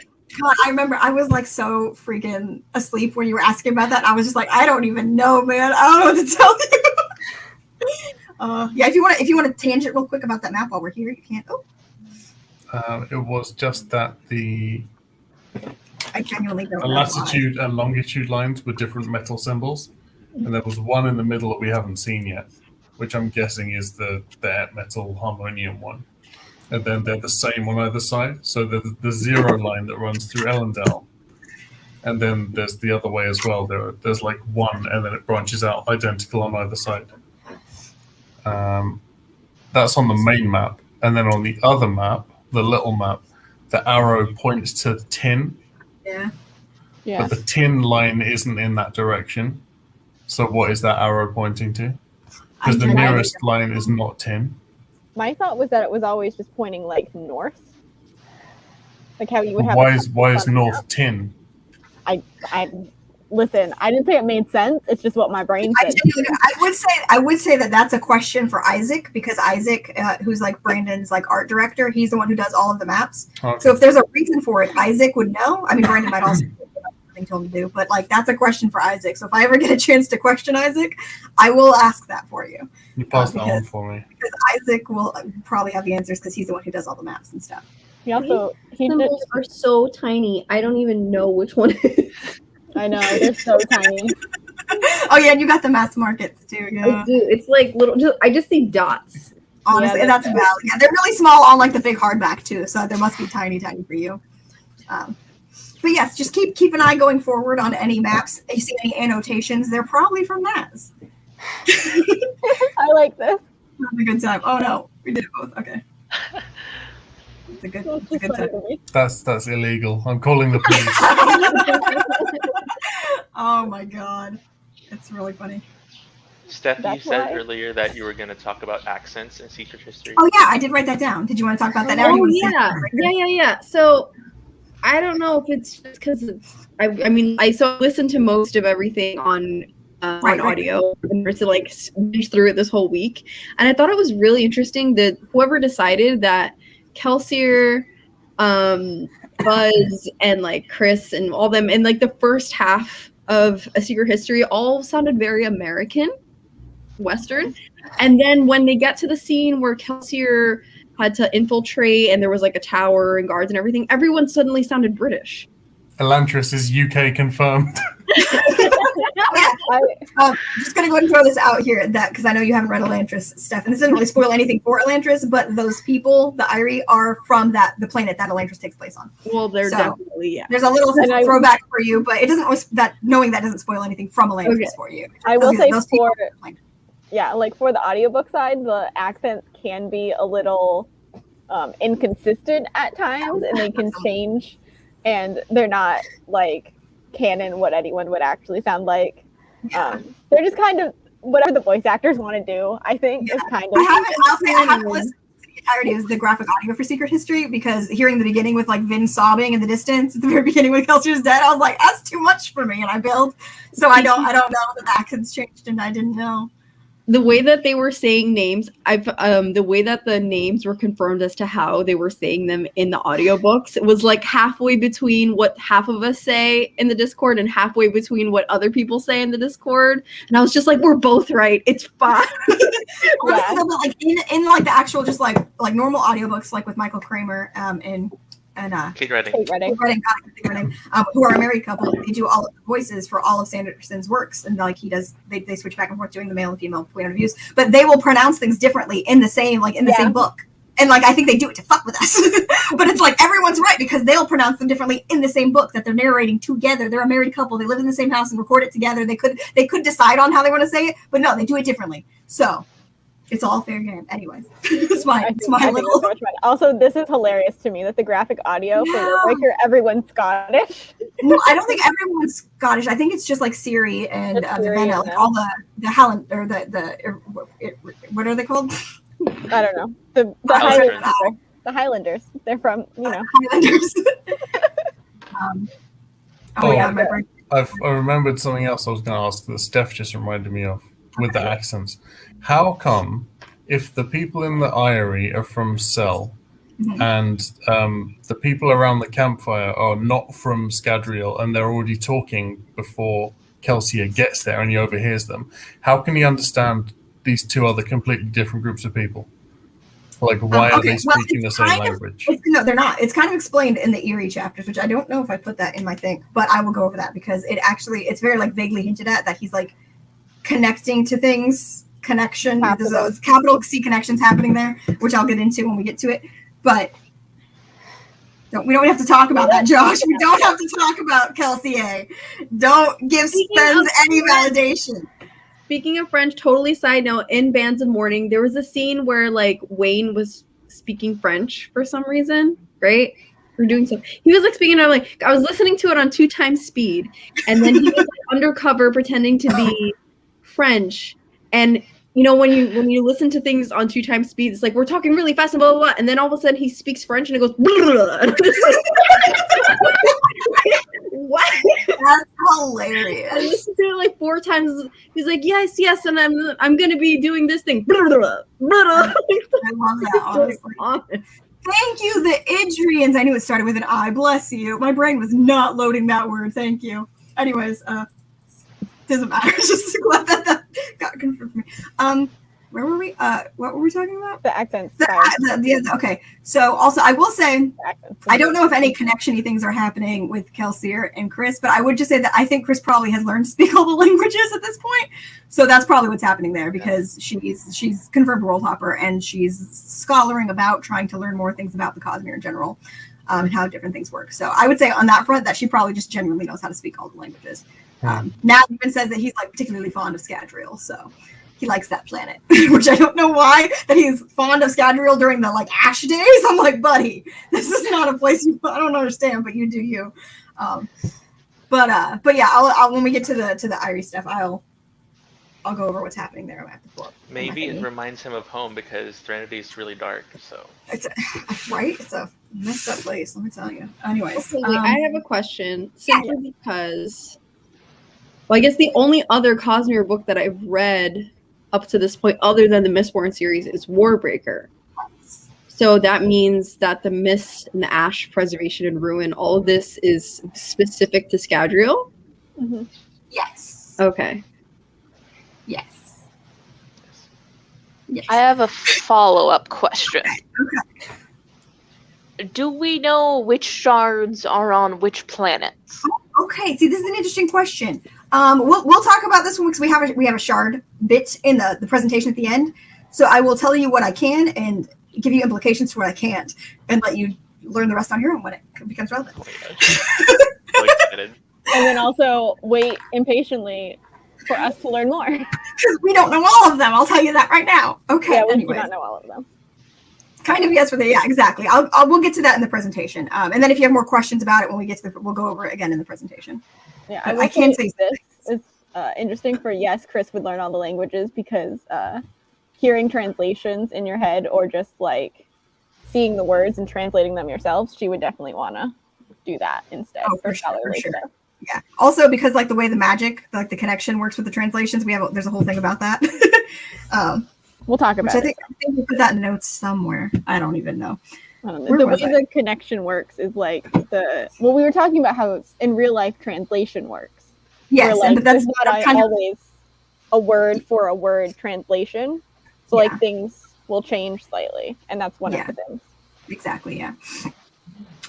Okay, so where we're at now is Preservation gets all sad that Kelsier's going to leave to go find the Eyrie because, he has to leave Preservation. He literally is like, don't leave me. And I'm emo about it because it's just such a sad moment. because he can't go with him because it's beyond this land, and he's too capital I invested in it.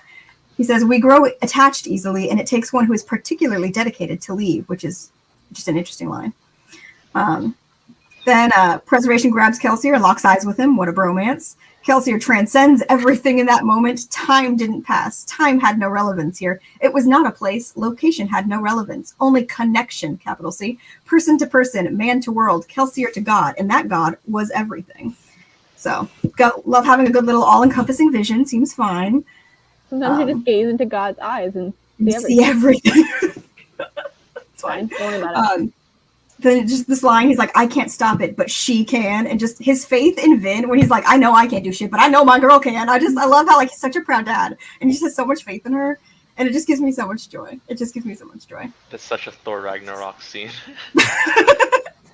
Yes. Yeah. He's also like just so self-aware that he cannot be that good of a person. Oh yeah, for sure. He's like, I'm not a good person. Not the one here. And then like he just has that fun line of saying that like he's not gonna ask for the Iries' help, he's going to rob them. And I'm like, I just love this crazy man with my whole heart. He's just like, I'm gonna rob them. Yeah. So here we see him just running and thinking about Vin and how he's sure she can beat this thing, sure he can't beat it. He's just got a lot of like inner thoughts while he's on his little journey here. Nothing too important happens. He ends up at a place he once stayed at with Mare back when they were both alive. He has a sort of like mini flashback to the time there with Mare and gets sad, thinking he would be with her now if he'd let himself die, which is just a sad moment. He's like, I'd be with her, wouldn't I? Preservation. And Preservation doesn't answer because he can't. It's too far away now. And then he learns that the old beggar man that's staying in that place can hear him, and he just like wonders how he can use that. He learns how to make a cook fire from the physical realm, burn for him in the cognitive realm, which is interesting. So he's learning things on his little journey, learning to pull things through and use them.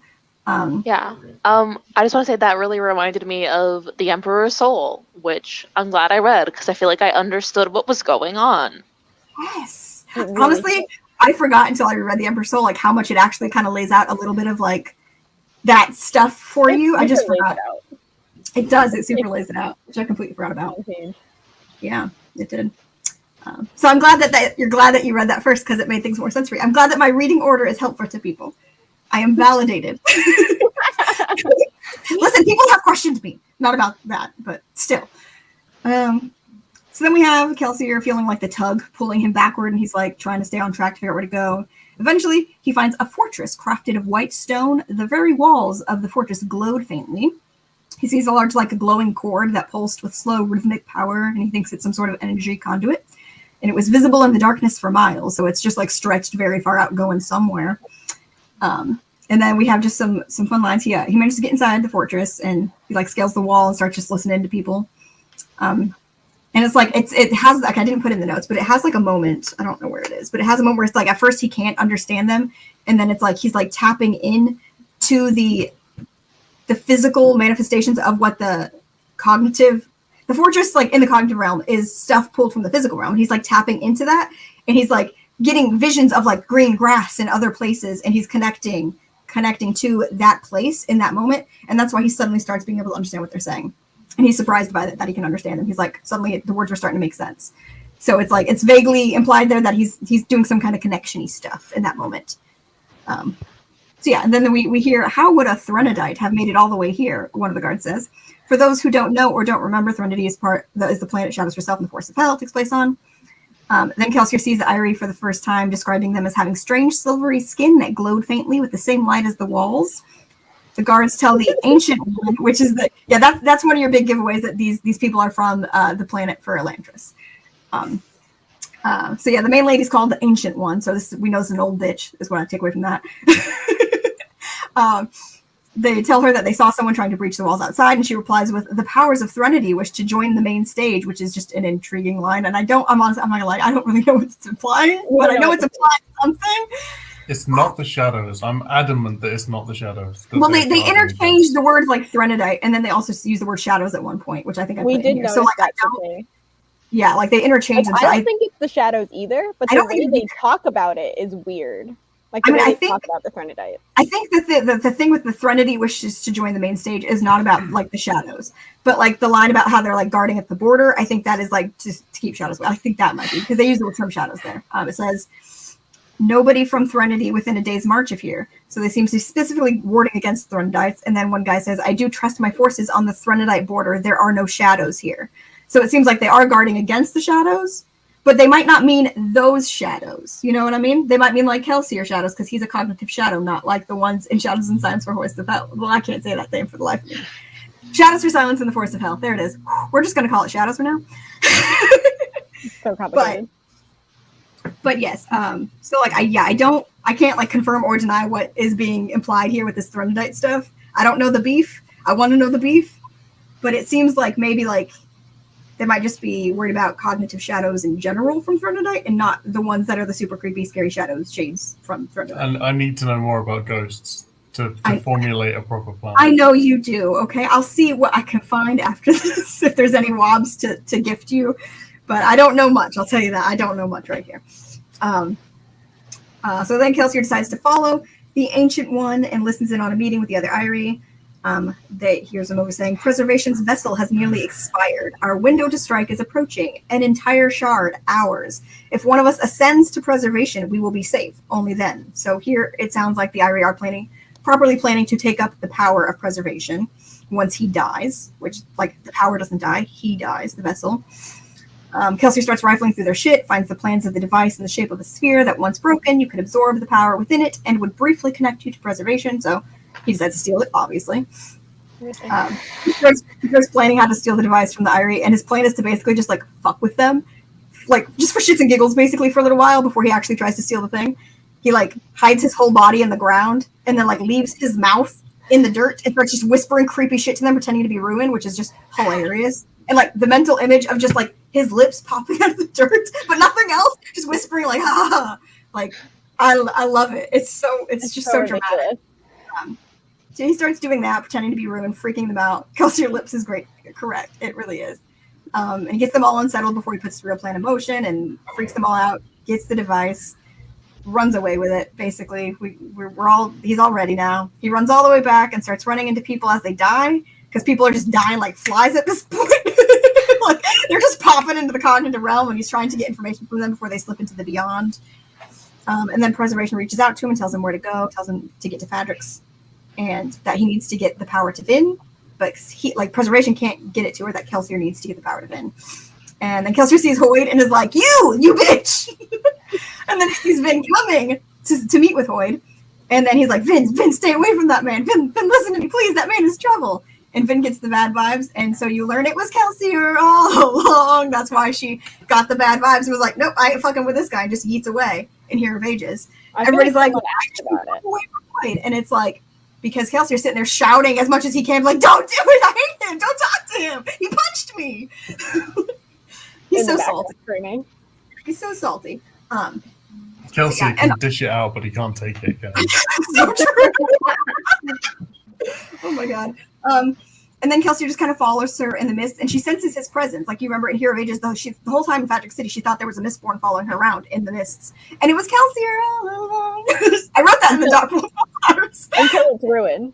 Until it is Ruin. Not Kelsier. Yeah. It doesn't become Ruin at the end, but it's fine. It was Kelsier for a hot minute. So he has some fun chasing her through the mist. Then Ruin comes along and starts to taunt him. Kelsier punches Ruin in the face like the drama queen he is, but it doesn't actually do anything because, it's Ruin.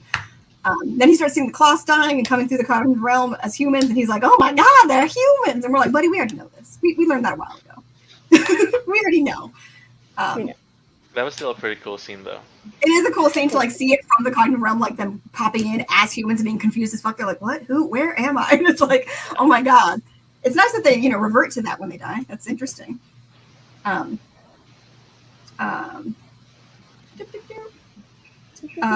Preservation is like basically like on his last breaths here. He's telling Kelsier that he needs to free Vin so that she can take the power, because right now she's got a good old earring in her ear. She can't take the power.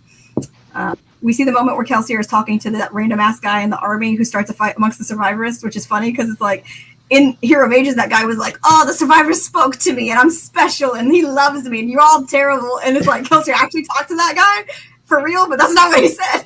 That guy was just crazy. And Kelsier learns that Vin is currently imprisoned by Ruin, so he leaves to find Marsh or Spook. On his way, he was nowhere in particular when God died. I just love that line. Kelsier was nowhere in particular when God died. Just hurts. And also like that moment when Preservation's dying and he's like, it's funny how like I've spent like all these eons like being there to greet people when they die, and now I'm dying and no one's here to greet me, and Kelsier's like, I'm here, and I'm just like, oh god. Like it gives me so much emotion. Honestly, I love it so much. So Kelsier smashes his little orb thingy, and Prezi scolds him a bit. He's like, Kelsier, do better than you have before. They called you their god and you were casual with their faith. The hearts of men are not your toys. And he's like, I understand, my lord. I like that he calls him my lord right there. He's like, do better, Kelsier. He says, if the end comes, get them below ground. It might help. And remember what I told you so long ago. Do what I cannot, Kelsier. Survive. So Preservation dies, and Kelsier picks up the power, and he's ascending, and I can't believe no one figured that out in the Hero of Ages. We'll get to that later. So Ruin's a little peeved about it. Kelsier tries to fight Ruin and realizes he can't because he's a little bitch. He tries to contact Vin and tell her there's another god. She kind of gets something from that moment, and he also tries to contact Marsh, and you can see that Marsh is still fighting, like in his internal monologue. He's still trying to like break free, and he's all proud of his brother in case he just left. And then we see when Kelsier goes to Spook, and he tries to get through to him, and he's whispering hope over and over and over again while Ruin is sitting there like yelling at him to like kill everybody. And once Spook pulls the spike out of himself, he starts to actually hear Kelsier like properly, which no one fucking questioned in the Hero of Ages. Kelsier is speaking on page. Once Spook pulls the spike out of himself, it is no longer Ruin speaking to him, it is Kelsier, and no one was like, I wonder what's happening here. No one asked, no one said anything, and I've been so angry. You have all I just thought he was crazy. Okay. He pulls out the spike, so Ruin can no longer speak to him, and then he starts hearing someone talk to him, and it's clearly Kelsier because Spook is literally thinking about in that moment how Kelsier, he's like, oh man, like Kelsier never liked me, like I wasn't part of the crew, you know, I was just like, he's thinking about that in the moment, and Kelsier literally says to him, and you see this on page in the Hero of Ages, he says, I named you Spook, you were my friend, isn't that enough? Like who else what the fuck would say? I'm just saying, guys, you all disappointed me so much. I really thought Spook was just like mid breakdown. I have been so bitter. I was waiting for someone. See, the thing is, I was waiting for people to ask about it. Because, okay, before Mistborn Era 2 came out, before we knew about Secret History, Sanderson had confirmed outside of text that Kelsier held the power between Preservation dying and Vin ascending. But we didn't really know anything beyond that. We didn't know that Kelsier was like back. You know, we just thought like, okay, his spirit was lingering a little bit and he managed to hold the power. Like that was confirmed. And so I was like, but I can't tell people that now because now it's a spoiler for what we find out later. And I was like so dreading when people were going to be like, is that Kelsier talking? What's happening here? And then I was like, well, nobody even asked my problem, but I'm still disappointed in all of you. I'm disappointed in everyone, all of you watching, every newbie who didn't pick up on it. There's literally multiple times on page in Hero of Ages where it is Kelsier speaking directly on the page, and no one questioned it. I'm just, anyways. I've been so bitter. Eli knows my rage. It's one of those things that I was like so sure people would pick up on because it's literally right there on the page, and it just went over everyone's head, and I was like, what? We were like trying to figure out how to like talk around it if anyone ever brought it up, and it never came up. Anyways, so yeah, it says I named you, you were my friend, isn't that enough? And I'm like, it's enough for me to fucking weep. I'm so emo at this moment. And we see Kelsier at this point, he gets in Spook's dreams and he tries to eat the grass because of course he does. He tries to eat the grass in the dream. He tells Spook he's proud of him and tells him what Vin needs to know. He's like, the pieces of this thing are all spinning about, cast to the wind. You have a clue that nobody else does. Send it flying for me. Like, did you guys just think he was just delusionally figuring things out in his dream? Because Spook wakes up from his dream and you hear that line, like, all the pieces are spinning about. Send it off for me, Spook. Send it flying. And I'm just like what does anybody think is happening there? I just don't understand. Stuff is like nothing is happening. I didn't like Spook, so everything Spook, I was just like, yeah, okay, Spook. Okay, I'll accept that. I wasn't a huge fan of Spook either. Okay, but I know Katrina and Spence were Spence and Fooks, and y'all spooks. I'm still disappointed in all of you. Okay, Cremo's disappointed. Anyways, no, wait, Katrina, defend yourself. You looked like you were going to say something. I was, and then you all froze for me for a second, so I just kind of stopped. Okay, go ahead and defend yourself. I'm pretty sure I thought that either like Spooks was crazy or like everybody believing in Kelsier being a god maybe made him one a little bit. I've just accepted it and moved on. I will say the reason that he was able to get through, because he was getting through to Spook before Spook took a spike out, like he was saying hope, and Spook was hearing that. You see that in like Spook's pages in Hero of Ages, is because Spook actually believed in Kelsier at that point as a god. Like, he was believing him as a religious figure at that point, so he was more connected to him in that sense, and that's why Kelsier was having an easier time getting through to him before Rue and Spike came out, and why he was able to have an even easier time after that and get into his dream and be like, hey, here's what you need to fucking do. Also, his soul is not doing great after that. Oh yeah, he's got cracks in his soul. That's Kelsier explains that, and he's got all the cracks, and he can get in. Yeah. So then we see Kelsier. Kelsier's fighting Ruin while Marsh is fighting Vin, and Marsh rips out her earring, and finally Vin can properly hear Kelsier. This moment also, Kelsier speaking directly to Vin. I could understand not picking up on this one because it could just be like Vin, like remembering things Kelsier has said to her before because it's something he's actually said. Josh just accepted that Kel was beyond the grave and just speaking the truth. I love it. Actually, honestly, same. Honestly, I mean, you guys. From the moment that Kelsier died in the Final Empire, I was like, nah, no way, he's like totally dead. So like, well, it takes like 6 more books to find out that he's not. It lets you settle it in, nice and deep. Yeah. I still don't know how I feel about that, but I guess we can wait. We'll get to that because I figured we would have some people have some opinions about that. So we'll get to that. So anyways, yeah, he's Vin, in that moment when she can start hearing Kelsier in the Hero of Ages, she's like, where's the power coming from? And Kelsier literally responds to her and says, the power came from the Well of Ascension, of course. It's the same power after all. Solid in the metal you fed to Ellen, liquid in the pool you've earned, and vapor in the air confined tonight, hiding you, protecting you, giving you power, which that's his first speech to her about the mist in Final Empire, is that it hides you and protects you and gives you power. So that makes me emo that he's giving her that speech when she's ascending to godhood. It just, Anyways, he passes the power to Vin and she becomes god. Did you bring up the point that it's mentioned that Kelsier ascends multiple times in Era 2? Oh, no, we're going to come back to that after I get done, so we're almost done here. Yeah, we're going to come back to that, because nobody questioned that either. Well, one person in the Discord did, proud of them, but nobody here did. So we'll come back to that. Continue.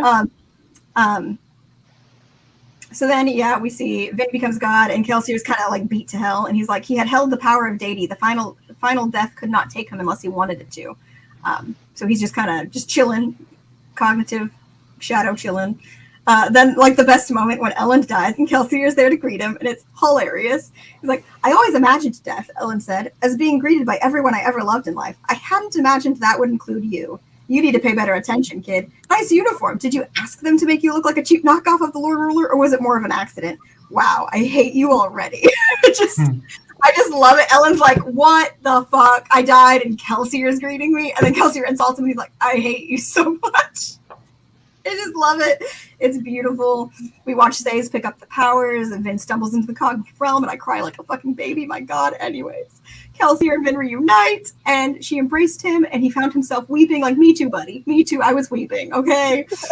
He held his daughter close against his own broken soul. That line gets me every time. It's just stab me in the heart. Why don't you? I just can't take it.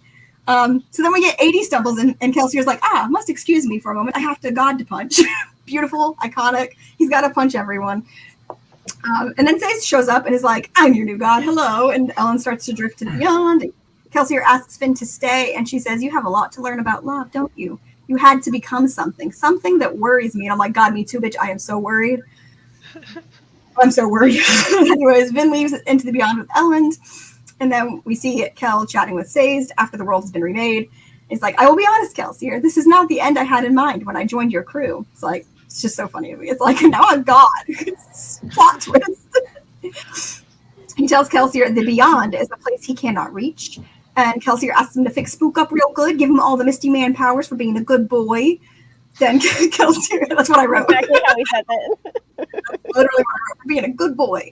Then Kelsier asks, what do you think, Says? Is there a way for me to get out of this and live again in the physical realm? Says hesitated. No, I do not think so. And Kelsier thinks about how he's a terrible liar. So that's a fun little tidbit there. And then we have the epilogue. We see here Spook has gotten himself a nice little spike made, and now he can talk to Kelsier.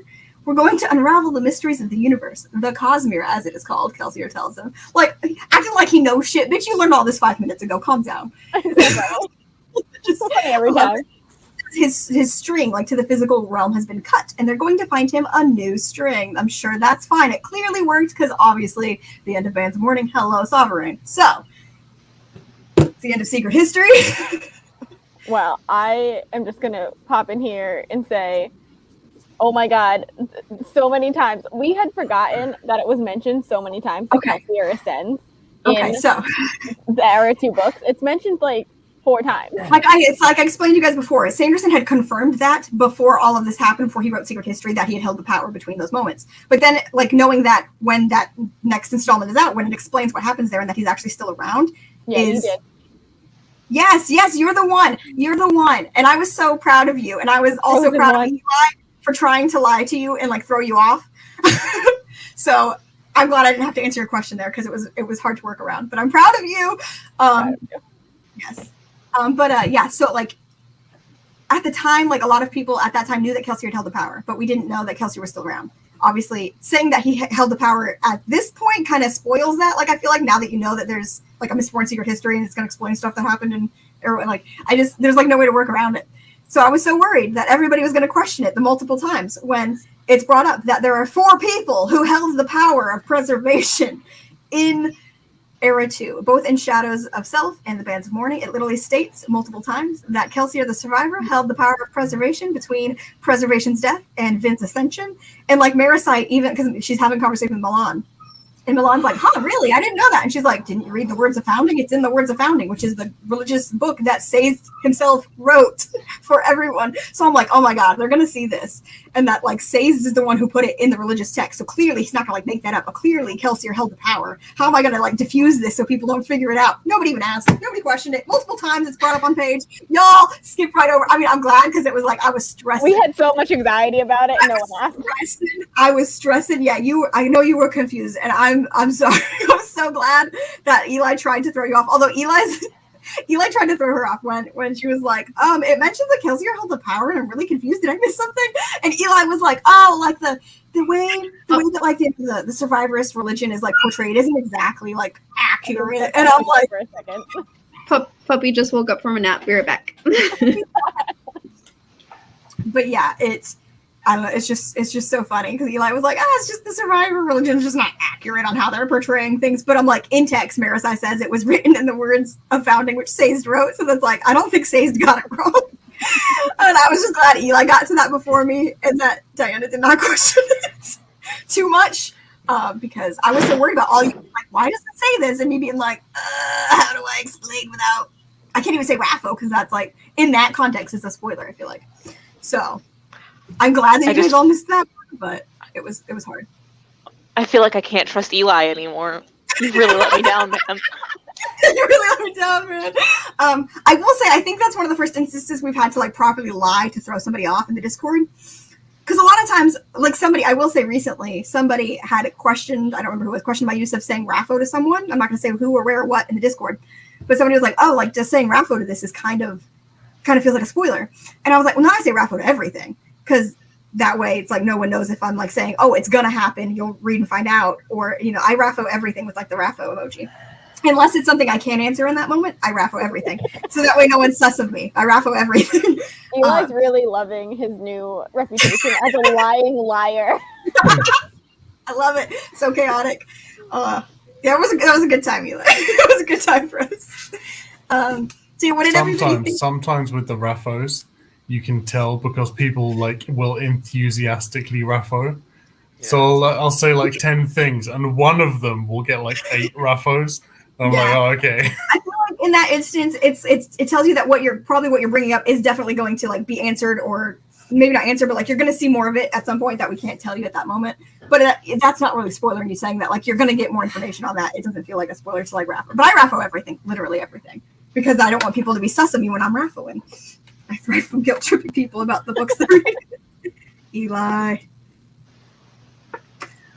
Or it's a specifically good question. That's true.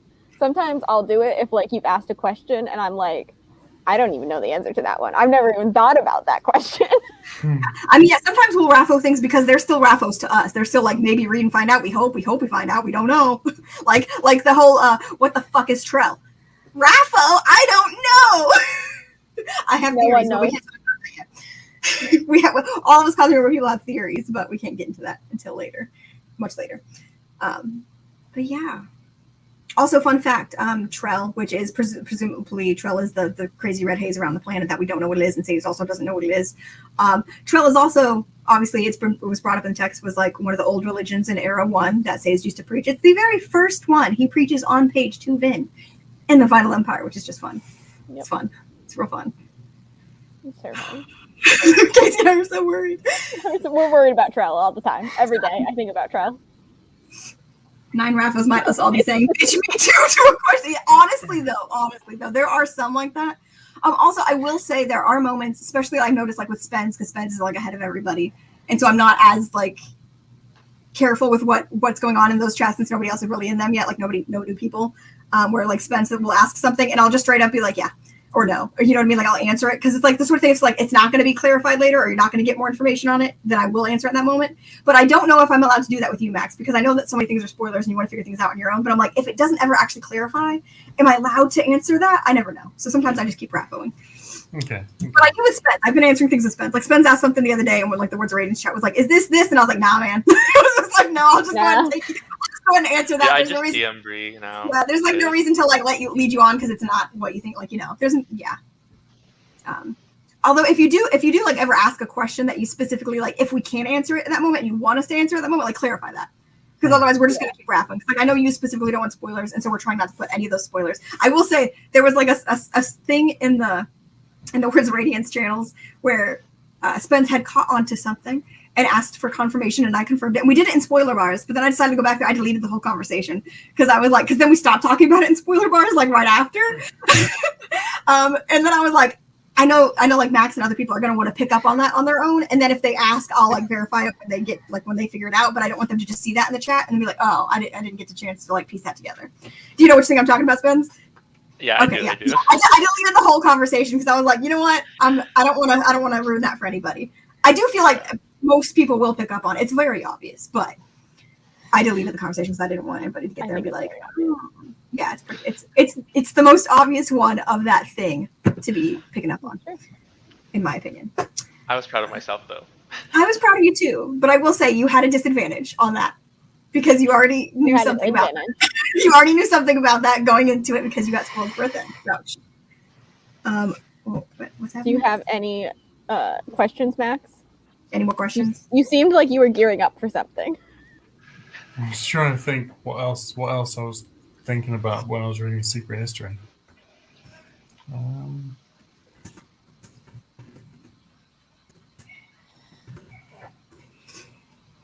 Do we know why water is flipped in cognitive? Kind of, but I don't know if I can. I mean, like I feel like you get more explanations on cognitive the deeper you go in the Cosmere. Right. I don't really count that kind of thing as a spoiler though. Like you do get more information, but like I don't think the information now would spoil. I don't think it would, but I also don't know if I can like eloquently put it into words. Fair enough. Not gonna lie. I figured I would let someone else do it in the form of any discussion of the cognitive realm is kind of thin ice because it implies a lot of things for Stormlight. So yeah, you get into that more in Stormlight is all I'm gonna say. And more of it will be explained, and you'll yeah. There you go, Magic. Max. Magic. It's magic. It's magic. Thanks. So is there anything else we want to? Also, I was so when I was thinking about humans and horses being everywhere, Yeah. and then when I saw a horse in the cognitive realm, I shit my pants. Yeah. So I'm pretty confused about that because, like, obviously on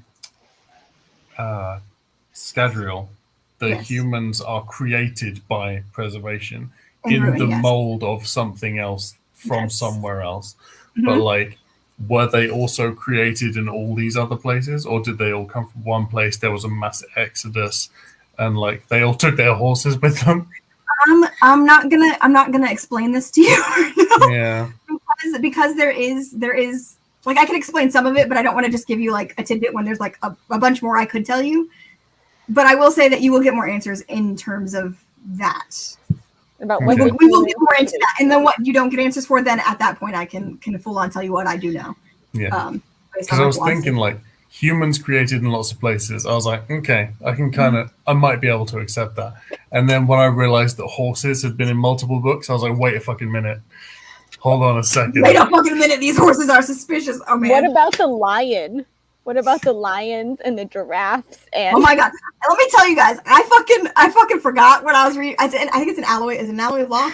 It's like in the like prologue or something, or the first chapter when he's out in the roughs, and like Wax is just like looking in the distance, and there's just fucking giraffes grazing, and I was like whiplashed because I just remember like there's like no real like proper animals in Era 1, and I'm like fucking giraffes just right there.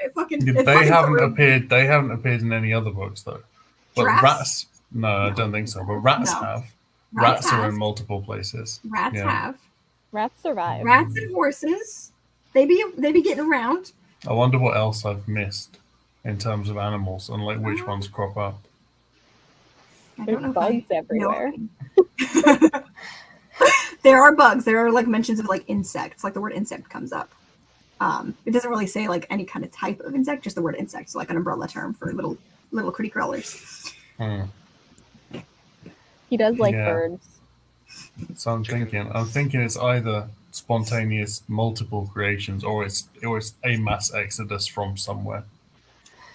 That's what I'm thinking at the moment. Well, we're gonna come back to that. I'm gonna remember this Okay. this specific question because I'm not gonna forget it, and we will come back to that. Max will also not forget it. Oh no, I'm sure you will. Actually, I I'm will sure not. you're gonna build on it. Actually, I'm very sure you're gonna build on it, and then the more we'll reconvene when you've built more on it, and then at that point I can probably tell you more. Okay. No. Okay.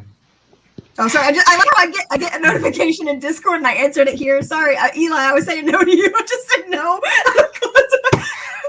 I love Eli being like, I forgot about the giraffes. Like, yeah, there's giraffes on Gadriel now. And lions. I know. And And- lions. There's lions. There's a moment where, like, Just Yeah. the roughs.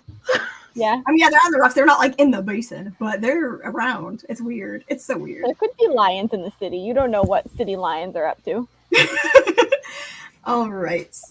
How was the How puppy are you staff? doing, Steph? I think she's still muted because Puppy's still puppying. Okay. Okay. Okay. So, is there anything else we wanted to go over about bands or secret history before we get into doing other stuff? Do they have zoos? Do they have zoos, Josh? I Are don't there think zoos in like Elendil? Oh my god. I don't think there's Blow my any mind. zoos. Sanderson, are there zoos? I need to know. Yes, they do. That is what Um, the city lions like to do. Yeah. That took me a while to like get. So does anybody, now that you guys are all caught up on Mistborn thus far, and you're at the same part in Mistborn with us, do you have any theories going forward for the Lost Metal? Or any wishes. Yes, or any wishes for what we see in the Lost Metal? It's going to be our final book for this era before we go into the next era. So it's gonna have to wrap up a lot of stuff, and probably also open up a lot of stuff. I just want more South Scadrians is all I need, honestly. I think would we'll get assume we're going to get some, but I genuinely don't know how much, but I hope we get some. Yeah, well, that's my theory about the masks. Okay. Oh, Zoos zoos confirmed. confirmed. Okay. Sorry. Max, continue. My mask theory, I'm pretty set on that. Okay. Okay, I like it. I do like it. It's a very good theory. I'll have to see if other people have that theory. My only hole with the mask theory is that they're wearing masks before Kelsier gets to them.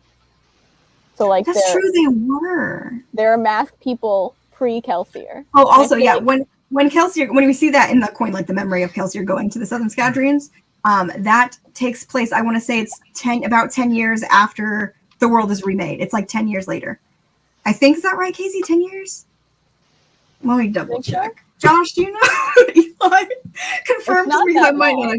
It's not that long. I feel like they've probably had the tradition because I feel like Trell's been around for a lot longer because Trellism was a religion that Caesar was preaching. So I reckon they've had the masks for way longer than Kelsier, definitely. But I think they've had it for that reason for longer. Okay, I got you. I feel you. Eli I don't talking actually- about being a lying liar more. Yeah. This is so funny to me. Eli and Josh, can you confirm for me how long it was between the Catasandre and Kelsier going to the Southern Scadrians? I think they said it was 30 years in the book. Is it 30? I think it's it's 30. Some amount of years. That's true. They could have. Okay, Yeah. you don't know the timeline. It's somewhere between 10 and 30. They're gonna do that. It's not long. Yeah. Yes. Steris sequence. Yeah. Oh yeah, we're getting some good Steris POV in Lost Metal confirmed. I'm excited. And they Love that. kind of suggested that Trell comes from space. That's heavily implied. Oh, I can't wait till I can tell you what the evolved theories in the fandom are for Trell, but I can't tell you yet because some of them Yeah. involve other things. But And we they will talk talk about about that. Trell. They later. talk about Trell in the same breath as saying stuff like there were fallen stars that they worshipped as like shattered pieces of a god. Mhm. Yeah. So, Yeah. Trell. Yep. Trell has haunted me for a long time. I'm glad you're all here on board now. Be haunted I'm- with me. I don't know, and I'm haunted. I'm so excited for So we Lost don't Metal. find out more about Trell in like Stormlight or anything like that. I can go ahead and tell you that no, we do not. Interesting. Not so blatantly. Trell seems to be. You are in the. I know your theory, and I'm not on board with your theory. I'll need more convincing, but I have to do some stuff. I don't remember all the theories. I'm a fake Cosmere fan. I don't know. I'm on Maybe board they were with the- just like, There's basically two theories, I think, at this point. Like main theories. There's like the really popular one, and then there's the one that's the less popular, and that's the one that Josh is in the less popular one. I'm the more popular. I'm sorry, Eli. Why? is it too early for us to learn about the theories? Yes. Some of them, yes, because it just I'd have to explain some wider Cosmere stuff a little bit to give some of the actually the other theory you absolutely have to wait because but one of the theories I could tell you now, but you need to learn a little bit more. But we will get there. We will definitely talk about our Trell theories in our like Cosmere wrap-up party. That's going to be one of the things that we're still thinking about, I promise. Yeah, Another for sure. call I'm going to make for the fourth book Mhm. is that the prophecy of Sazed becoming Discord is not yet fulfilled. Oh, interesting. Ooh. Interesting. I feel like, to me, the Harmony Discord thing, there was something about it that we kind of glossed over in the comments earlier, but the thing for me is like he's picked his own name Like he chose it. kind of thing, and I feel like there's Like the probably way- power in that. Yeah, but also the way like Sanderson has blatantly said like the way that the powers work and like clash together and the balance of that, like he could have easily been Discord. Like that was 100% what he could have been called in his god name and like been Discord. But he chose Harmony, like he chose that, and so that is interesting. And there probably is power in that, but I don't know. I definitely can see where that. would lead. But yeah, no, I absolutely don't disagree. That's like a very interesting theory that I could see very playing out 100%. You I should love when do you guys have Cosmere theories that are things that like I'm on the same page because we're not actually there yet. And I can't be like yes or no. I'm just like ooh. I hear Discord is Discord and I awesome. think Dark Tower, like, oh, Discordia. Oh yes, please join the Discord. If you're not in the Discord, the links to it should be in the description. If it doesn't work, let me know. But the link should work. It's the same link I have in all of them, so hopefully it works. Yes, but please join the Discord. And if there's any books that you haven't read yet for the Cosmere, I assume you're Cosmere aware at this point. Just make sure you use those. Cosmere aware. You seem like you're pretty We're Cosmere. Cosmere marinated. You're Cosmere marinating. We're all Wow. marinating. Steph, did Like- you just say Dark Tower? Yes, I did. Yeah, I can't even think about that without getting emotional. I know. I'm so excited to do. Oh my god, Eli, Dark Tower. I'm sorry, Eli's doing the Discord. I'm just like, that's Eli, definitely not mine. And dear God, that frightens me. Don't look at me with that theory. I can't comprehend it right now. Anyways, is there any other things that we want to talk about bands or secret history? Oh yeah, before. there is glowy blue pools. What's up with that? We're gonna get to that in the presentation. Don't worry, I got you covered. Babe. I came through. Okay. Not think only, we're not so only high. am It's I for Melantris. Not only am I going to explain what a perpendicularity is, I'm going to confirm any that you have seen previously in the past. Don't worry about it. I'm coming through. Now that you've seen one on page confirmed, I can go back and confirm all the rest. I'm so excited. We're all I did a lot. It took me like 3 hours. We did a lot. Yeah, we're going to after we do the presentation. We're also going to probably drop the link somewhere in the Discord so people can like go through it. Yeah, if you want to go through like all the information, just like the definitions of investiture, all the things that we've compiled, we will make that available to everybody in case you want to read through it. Sorry for interrupting you, Katrina. What were you going to say? Oh, I was just gonna say, well, while we have perpendicularities on the mind, who's loving the math theme? I'm having so much fun with our math nickname. I noticed you mentioning it in the Discord at one point, and I was like, I love that Katrina is thriving off of this.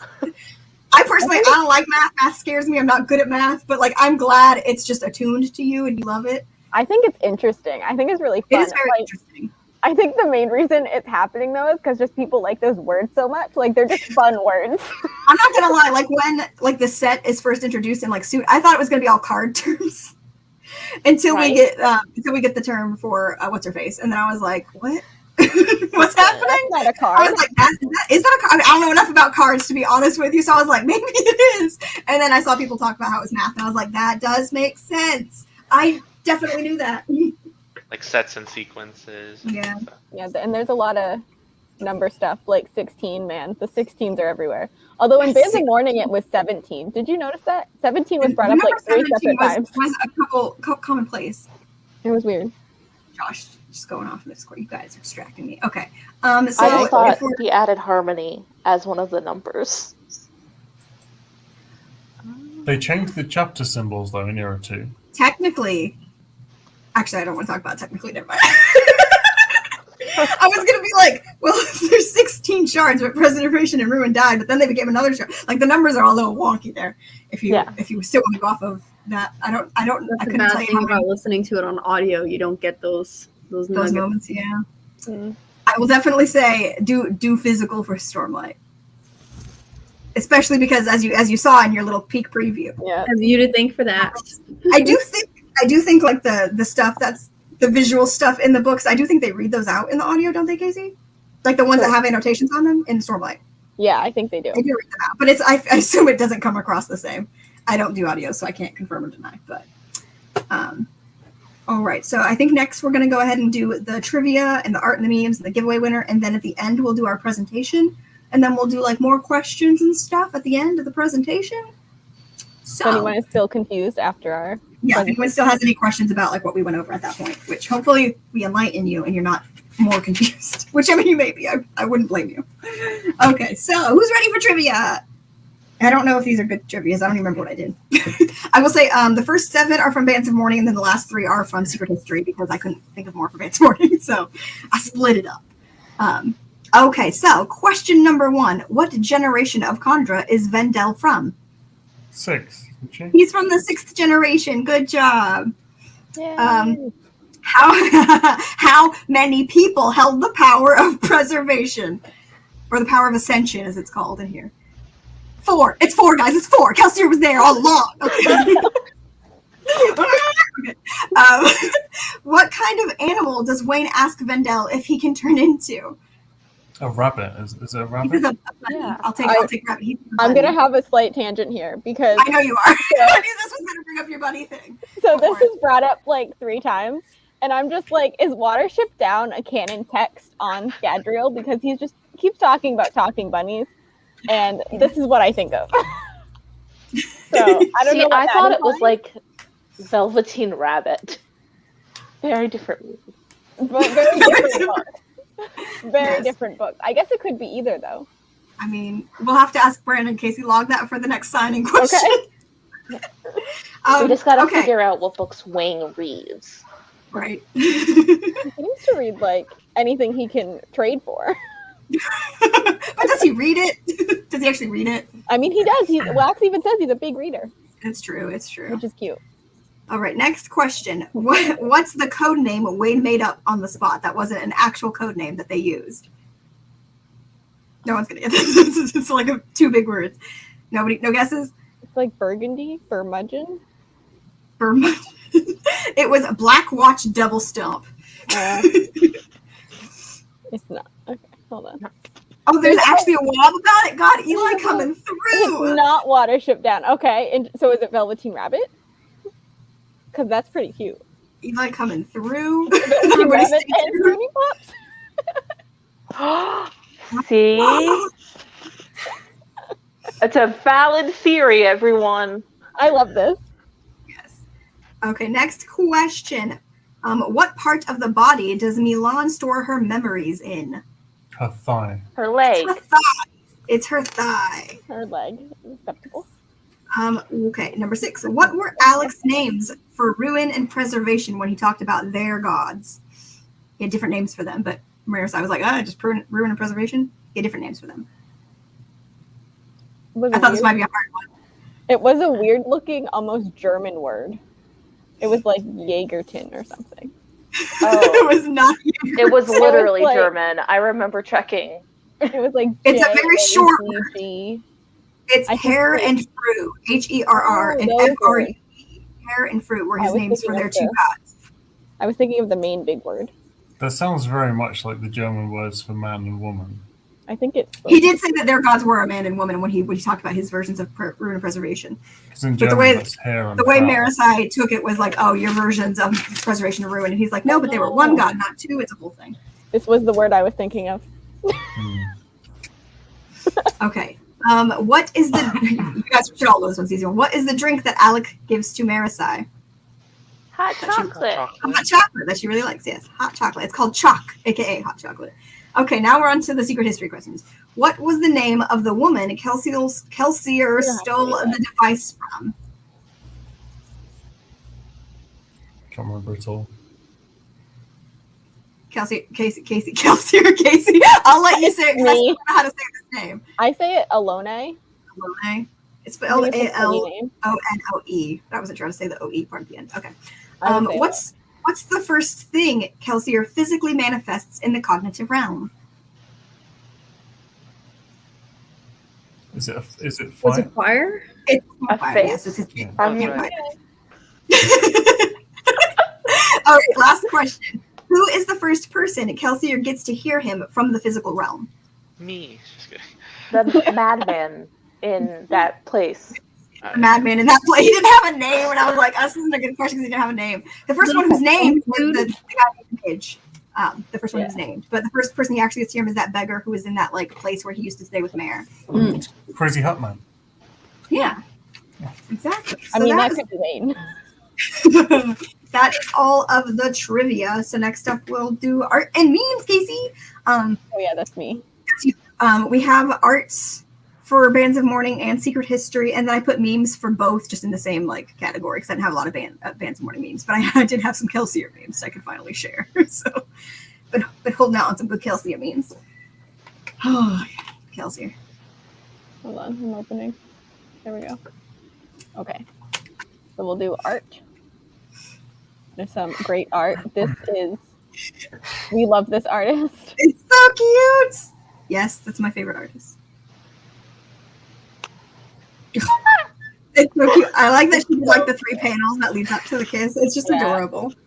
It's so Those do cute. not look like traveling clothes though. For No, but I they're think at a party. Yeah, Right after the party. that's right at the Oh, party is when he okay. kisses her. Up in the There are Ascendance shorts field. under them. Oh yeah, she did have shorts on under them. Yeah. You guys in the Discord need to chill with your big theory stuff. Calm down. You gotta mute it. Look at Oh her yeah, this is gun. Milan pulling a gun out of her chest. I love this Love art. it. It's so cool. Let me just pull my gun out of my tits real quick. I like that Love one it. a lot. Another stairs. I think this is meant to be like on the first wedding when she's all dressed for the wedding. Mm. She's got like flowers and stuff. Oh, that's supposed to be Alec. I found a couple of good Alecs in there. Not many. There should be more. I imagine Alec though to be like a lot skinnier for some reason. I don't know. That's fair. He looks I really did- small, but I did picture him as skinny. Yeah. He's meant to be short, isn't he? yeah, Like a short guy. A good waxen me wing. too. Being dramatic. Always. Another I Milan. love her. I love the bullet motions on that. Yeah, it This is looks supposed cool. to be Marathon. Stairs in Marisai. See, I'm telling you, she's always in red. I'm just saying. And she's always in blue. Like they're always in these colors. They're always in these colors. I associate those colors with them so much. Yeah. This is cute. Waxen Stairs. Yeah, I just found that one like a couple of days ago. That's like a fairly new fan art, I Pretty. think. It's That Yeah. might be my favorite. It's very pretty. This one also is fairly new. Somebody posted this like recently, I think, and it was so cute. I was so excited to find it. It looks It's like the they whole crew. took a selfie. I know, I love it. Like, I just love the expressions. Like Wax looking so done, and Steris looking done, Marisai looking confused, and Milan and Wayne are just so Wayne's here for like- it. Like, yeah, it's so cute. Uh, It's a very cute one. I feel like Milan was like holding the camera and extended her arm for that. Like, Yeah, no, definitely. yes, Yeah. yes, for sure. She's definitely the one doing. That's why Marisai looks so concerned. It's like, what is your arm doing? So this is a very sad one. Sad Alec, yeah.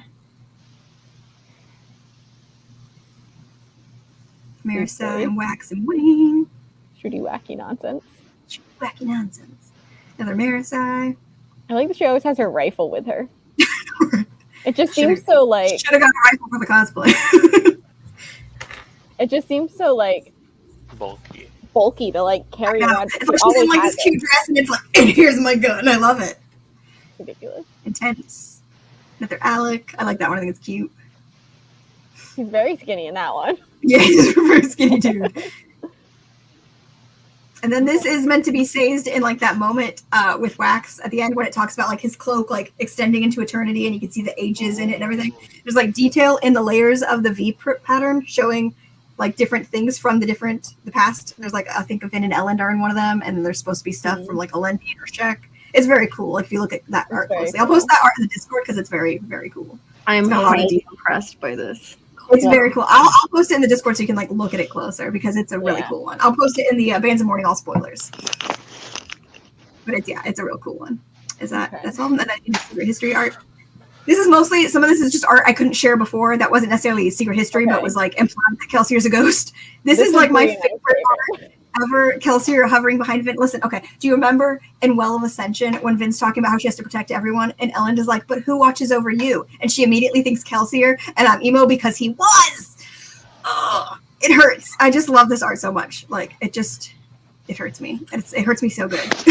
It was also her laptop background for like. I had this as my desktop background for literally like 3 straight years. That's how much I love it. This is another one where she's like meant to be like holding his hand as he's a spirit sitting on the rooftop. Yeah. It also hurts me. This brings me true joy because it's Kelsier in the background being dramatic and then Marsh being confused. This is like so angry. Fortnite. This is like Fortnite. This is Fortnite Kelsier. Fortnite Kelsier. Oh my god. I still can't believe it's Fortnite Kelsier. Oh, this is Chris and Nas. Art of Chris and Nas. Yay. I love Chris so much. I just liked this one a lot. I thought it was Imagine cool. Chris with like a big floppy hat though. Yeah, she would rock a big floppy hat so hard. Well, she's always wearing one. Big floppy hat. This one hurts. This one hurts. This one hurts. This is like the reunion. I can't even think about it without wanting to cry. I'm so emotional. Oh. And this is supposed to be Hoyd as Drifter in the scene at the Well of Ascension. It's the only Hoyd fan art I could find that was like of Mistborn. Hoyd coming in the New York chic. I'm digging it. With a turtleneck. You got spiked too? Me too. Oh my. Made me laugh. And then this one is just the a little comic of when he's talking to Spook, and it brings me some pain. You were my friend. Isn't that enough? It's every time. Every time. It hurts. It hurts so much. I love Spook. Okay. Me too. And then the memes. Sure, there's I don't know if you are planning on making any Mistborn or Cosmere art, but if you do, I'm so here for it. If you do, it would bring me true joy. I mean, I need to do a bookmark review for Mistborn at some point, so there will be fan art at some time. Oh, that excites the hell out of me. Okay. God, watching you fall in love with someone he's going to use to hurt you for character development. Sorry, bro. That one really brought me to tears. I was laughing so hard. Oh my. Wax, the Roughs was a harsh place. It made me tough. Vin, I'm sorry. That must have been really hard. Oh. That preservation said, that Kelsier prompted? That's utterly wrong. Damn, Kelsier thought he spent weeks on that theory. What it's like to be a Cosmere fan. Literally. Those mobs come out and you're like, damn it. Cancel my theory. Oh, that's so tiny. Wayne, probably. Isn't it ironic that the survivor was notoriously bad at surviving? Kelsier. Oh, God. I'm so glad the Kelsier bag is out of the bag. The Kelsier cat out of the bag, whatever that term is. Oh, yeah, I love this. Like the Wax. Why are you taking my guns? You know I could kill everyone at this party with your cufflinks. The door guard, who definitely did not sign up for this. I would prefer if you did not. Oh. 1 hour here is 1.5 years on Earth. Great, we'll wait here for Wax and Wayne 4. We're so close now. We still have like a year. We're so close. We still have like a year and a half. Oh my God. That same meme could have been like the entire era 2, or not even era 1 and era 2, and then the bottom one, Kelsier, just like being in the wall. Yes. Oh my god, that's fucking hilarious. Oh my. We have a bigger one of this. Not sure. Oh, why. it was in there twice. My bad. Oh, I think because I knew I got a bigger one and I forgot to delete the small one. Oh yeah, okay. Wayne, My cut. Renette, stay back, slut. Stay back, slut. Probably. This is so cute. That's cute. Oh. It's so cute. Say's just juggling all of his children from era 1 and 2. I love that so- Kelsier is on like a child leash. Yep. I mean, that's where he deserves to be. I like that. Is that Vin sleeping like on Tensoon? I think so. That's so cute. Who's just reading in the corner? I assume that's Spook. I want to say Spook. I could be He's wrong. illiterate though, right? I mean, Yeah, I don't think he could read. So where he's. Oh, that's Ellen. Oh, maybe it's Ellen. is it? Ellen? Maybe it's Ellen. His hair is brown. It threw me off. Yeah. I mean, Anyway, it's very cute. Ellen does have brown hair, Casey. Disrupts the Cosmere. Be with Mare. Oh, what a douche. Kelsier watching Vin from the afterlife. My baby comes in and saves the day. I think I have the perfect religion for you. It is called Trelligism, after the god Trell. It really is a good religion, very gentle, very, very powerful. Oh. Mom, reading this one for the first time. Oh no, is Kelsier really dead? Me, well, yes, but actually no. Oh, God. In Era 3 Scadrial. So do you want to be put down as a hem-allergic donor?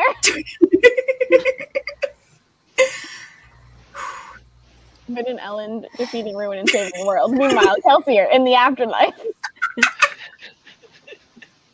are you doing? Just sitting there. Oh yeah, Preparation, Ruin, the two pills.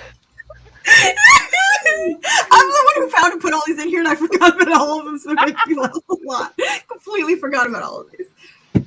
I did this early. I did this like a month ago. So You either die a hero or you live long enough to see yourself become the villain. Is it too much to ask for both? That's so Kelsier. it's so Kelsier. They should have put Lord Ruler in the background behind Kelsier. Right? Like, damn. Trade offer. I get silver letter opener. You get a rat tailed, almost 2 hands. Harmony when there's a problem. You got this last. It's so fucking true, though. I love it. Oh, my. Preservation. Kelsier, you are the Jesus of murder. I saw that one. I think it was the first one I found. It made me so happy. It's so good. I don't know what this is from. If I someone don't knows what this either, is from, but I just love you are the Jesus of murder. it's great. Kelsier, trapped in the well of ascension. See, God hates me. Wayne, when his lucky hat gets taken, my disappointment is immeasurable and my day is ruined. My face when Bill and Kelsier meet in Secret History. It's literally, that's a picture of me.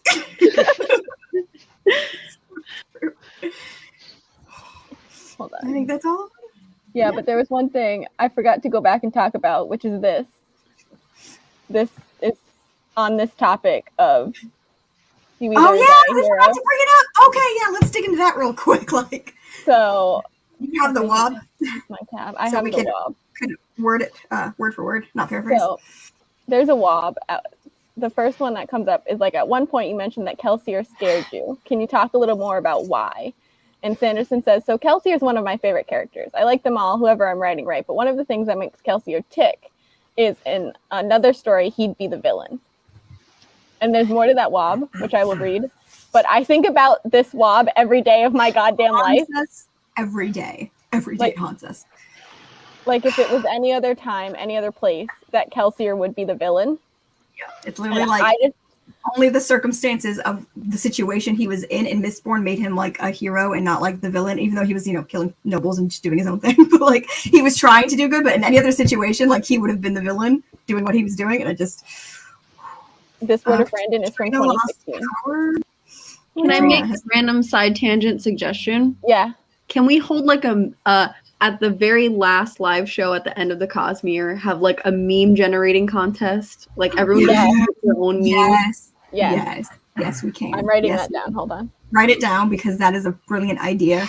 And yeah, because like I wasn't actually sure what we would do for memes in the very end, because it's like I've done them for each book as we go, so it's like I don't want to repeat all the same ones again.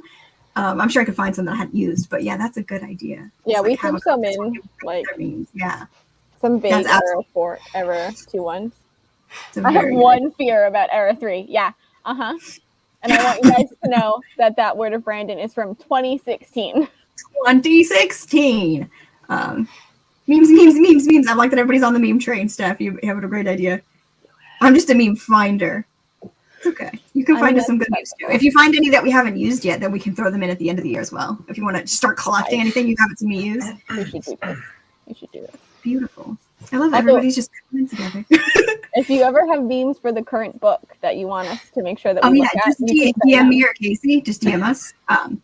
I know that like the first two when we did like Elantris and Warbreaker, I had like somebody like went and found a bunch for me and sent them to me, and I've been struggling to find some. I'm not gonna lie. Like Mistborn was hard to do each book without spoiling the next book. I'm glad that I'll unlock at the end of that now. So like when we're like on Stormlight, if you have like Way of Kings specific memes you want me to use or Words of Radiance specific ones that don't spoil things ahead of time, just send them our way and they will go into the meme section for the live show. Eli, we do just sometimes go to your Instagram. We do steal from your Instagram a lot, Eli. Your Cosmere Instagram. We'll just scope it out for memes that might be relevant to that month's book. Because, yeah. I want to. No, never mind. I'm not going to mention that, Wob. Were you about to read something you shouldn't read? No, it's from the same like 2016 thing, but that's what it's for. Good. Okay. Yes. Is All it right. time? Is it time for the presentation? No, you have to do the giveaway winner first. Oh, I have to do the giveaway winner. I done forgot. Man, let me tell you. I That have the will only wheel. take a minute. I have the names in the wheel. Yeah, it'll take like 30 seconds once I put it. 1 second.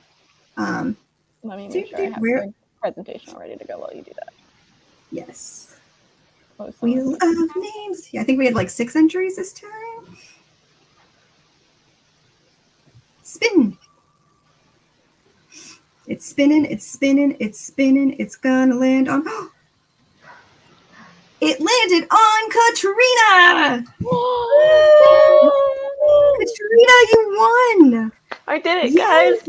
you I entered won. every month for 8 months, and I finally did it. I'm so glad you finally won one. Honestly, like not many people have been entering, so I'm like getting really excited when I'm taking off. Like people who are finally getting to win them. It's making me really happy because it's like less and less people are entering each month. So I'm like everybody who's been entering consecutively is like definitely gonna win eventually. Like the odds are in your favor. I'm so excited. I haven't made your bookmarks yet. I'm behind schedule, but soon. I started making last month's the Alloy and Shadows ones. I started making those, so I'm not too far behind schedule to making the Vans month ones. Okay. Now I know what you've all been waiting for. I'm so Okay. sorry we have made you wait, but I think it is time.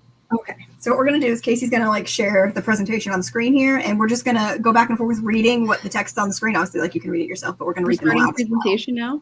Yes. Do you need to take a break for anything? Do you I want to grab a snack. It's been like Yes. Yeah, go for it. Go for grab a snack. We can just chill here. Listen, we've been here for 3 hours. We can stay as long as we want at this point. Like, go take your little break. Anybody else need like a pee break? Get a drink? Anybody else? I don't think the presentation will take too long. It's the last thing we got to do, and then any just questions anybody has after that, and we'll wrap it up. So probably won't be too much longer. But You the person that won and then didn't answer in time? Yes, please enter again. You will definitely win. Yes. You will- We were talking about this the probably other day. How like we felt so bad, and we were hoping that person was going to enter again. So yeah, start entering again. I post the giveaways on the Crabalong Twitter account 1 week before each live show. So like once you know the date of the live show, you can predict what day the giveaway is going to go live. And I also post it in the Discord. It'll be tweeted. So just keep an eye out. If I remember, I'll even just DM you and be like, "Hey, bitch, come enter this." Like, please enter. I keep wanting more people to enter. It's getting sad. But and I finally have like all of the bookmarks I've made up through Hero of Ages are ready to send. I just need to get them together with the sticker packs and like put them in their things. It's like I finally got them all laminated. I need to trim them because the lamination went out too far on the sides. But I can show you some of them while we're waiting. Who wants to see? I can't show you that one. Sorry, that's not that. So every giveaway gets this bookmark here, which is a bookshelf with crabs on the side with every book we're reading in the Cosmere. They are all hand drawn and written and painted with watercolors. They don't always look the same, and they're not all very pretty, but sometimes they're pretty. Then the backs always say Cosmere Crabalong on some fun paper. Yes, there's stickers too. The giveaways are always stickers. It's usually like 5 or 6 stickers, I think, and then like usually at least 3 bookmarks. Although I just made a new bookmark recently that I think I want to put in every giveaway. Since I haven't sent any of these ones out yet, I might do that. So we'll see. We'll see. So the ones that I made, they're all mixed up now. The ones that I made for the first Mistborn months, I did this, and then the backside had quote on it. And then there's the matching one for you. I don't know nothing, man. These are all out of place. Which one goes with coin shop? This one, right? Yeah, Lurcher goes with coin shop. So these were the first 2 for the Final Empire month. They turned out pretty good. And then obviously like the crab along ones go in every single giveaway, and these papers will probably repeat, but they have different colored papers on the backs. And so yeah, I just made a bunch with the Mistborn medals and quotes on the back. So for people who won the Mistborn months and haven't seen your bookmarks yet, here's a sneak preview of what some of your bookmarks look like. They do exist, and you will get them. We promise. They're laminated. They're ready to go. So I just need to trim the lamination on them and then get them packed with the sticker packs, which I already have separated into the months that they're going into. I just need to like put them in the envelopes and send them out. And then I need to verify the addresses that I have for everybody because I don't want to mess that up. So, especially since 2 people, I think only 2 are international, just Spence and Sela. I got to make sure I get that right when I send them. So, yeah, yours are in there. Which ones did you win? You're the Final Empire month. Yeah, you won the ones I just showed. These 2. These are yours, Josh. You're gonna get these soon. I promise. They're coming for you.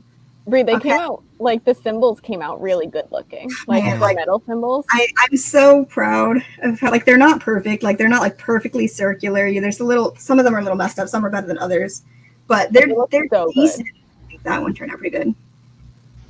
Yeah, I feel like they don't have to be perfect because they are supposed to be like. This is the one. Just for a fun fact, this symbol right here is the one I have tattooed behind my ear, which I don't know if any of you have ever seen that tattoo. I don't know if I can show you behind the wig, but it's behind my ear. I'll show you guys one day. We can't show it with the wig. I can't show it. I have to take the wig off, but I have that tattoo behind my ear. And I'm probably going to get another Mistborn medal behind the other ear, maybe one day when I can return to the world and get tattoos again. I want pin and pewter. Fun fact. We've talked about this for years. Yes, we have. Yeah. Okay. I think, is everyone ready now? Before you start your presentation. No. Okay. I was just checking the spelling of something, and I looked at Brando Sando map, and I noticed something interesting on a different map. Okay. On the map of Cell, okay. I don't have there is a lake with the same name as that old lady. Interesting. I didn't know that. That would. Which old lady? Alone. The lady from the Eyrie. Yeah. But there's Lake Elonoi. That's really interesting.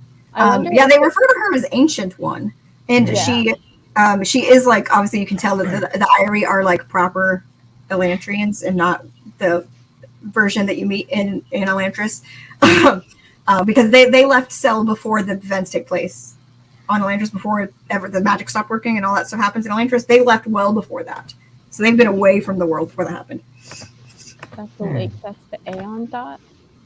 Yeah. Oh, like in the geography? I think so. I don't have the map in front of me. So. I don't. I'll put the map I found on the Discord. Okay.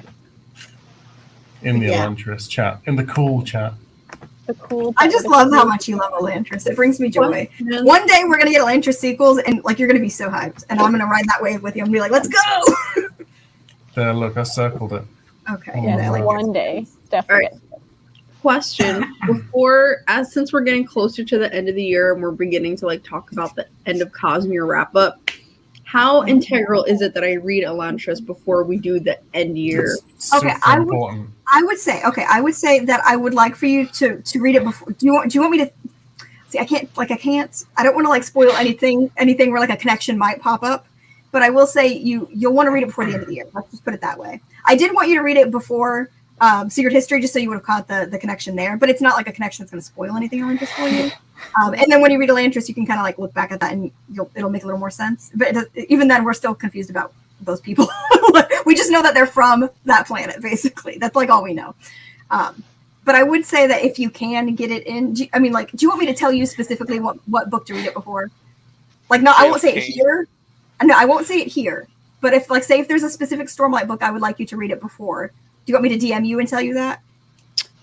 As long as I don't have to read it in September, I can probably make it happen. You don't have to. You don't have to read it in September. I'll tell you that. Okay. Okay. You don't have to read it in September. So if you could just get it done before the end of the year. Okay. I'm trying to be so vague here because I don't want to like spoil when a connection might pop up. I'm sure. Okay. I mean, okay. Well, there is. You know what? You just shut up. That no one's gonna figure that out. That doesn't matter. That doesn't matter. That doesn't matter that much. Because most people don't pick up on that. But there's a thing that you will pick up on if you have read Elantris at a point in time. You will not miss it, sort of thing. So should I just add it to my October? If you can fit it in October, I'd say go ahead and do it there. But yeah, I'm trying to like talk in circles here because I don't want to be like, oh yeah, in this Stormlight book specifically, you're gonna see some stuff. No, like I don't want to. And even then, like connections are still very vague and stuff. So, and I will say. You don't have to read Elantris to like understand something that's going to happen that might be related to Elantris later on. But it will help make something make a little more sense, and then you'll be able to pick up on that connection and be like, "Oh, a connection," you know. So like, it's more fun that way. So can I just, since we're planning the wrap up for January, can I just read it in January? Or would it be too late? If you want to catch connections, it would be too late. That's all I'm going to say. Okay. But could the connections happen in reverse though? Yes, Waffle, you're right. I see you in the that's the one we were talking about. Maybe do it on a month where we're doing a really, really short book for the Interstellar. Yeah. I will say Elantris isn't very long. But if you're trying to read it the same month you're doing like Wave Kings and other books or like a Stormlight book. Any Stormlight book is big.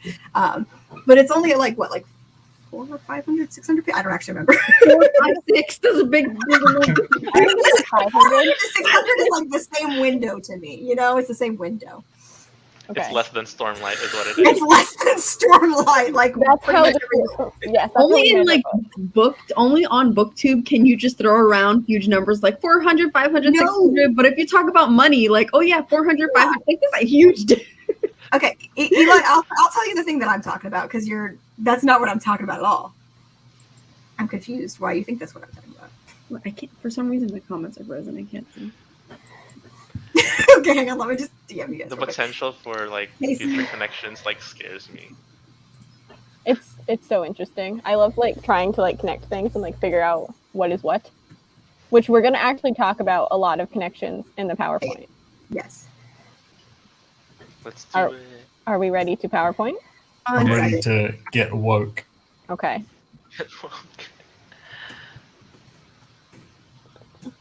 One second.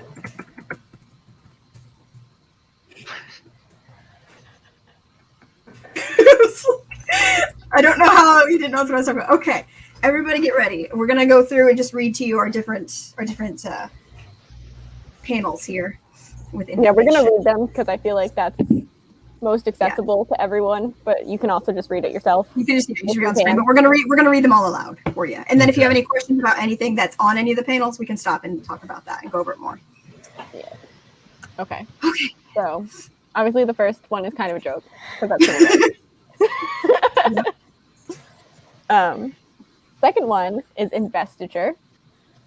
Definition: the energy that infuses the Cosmere and is what all Cosmere magic systems are based on. It is referred to on most planets with different terms. For example, ferochemists say filling a metal mind, as in like they're. It's literally an umbrella term for all magics in the Cosmere. Yes. Anyone who's fully Cosmere aware would call any of the magic systems investiture. Let's put it that way. From any of the books. Umbrella term for all men. Okay, is this where I start, Casey? Yes. Okay, we're gonna get this. We're gonna get this right. Okay. So then we're gonna have quotes about like referencing the things. Okay. Yeah. This was the first quote mentioning the word investiture in our Crabalong, which is from Warbreaker.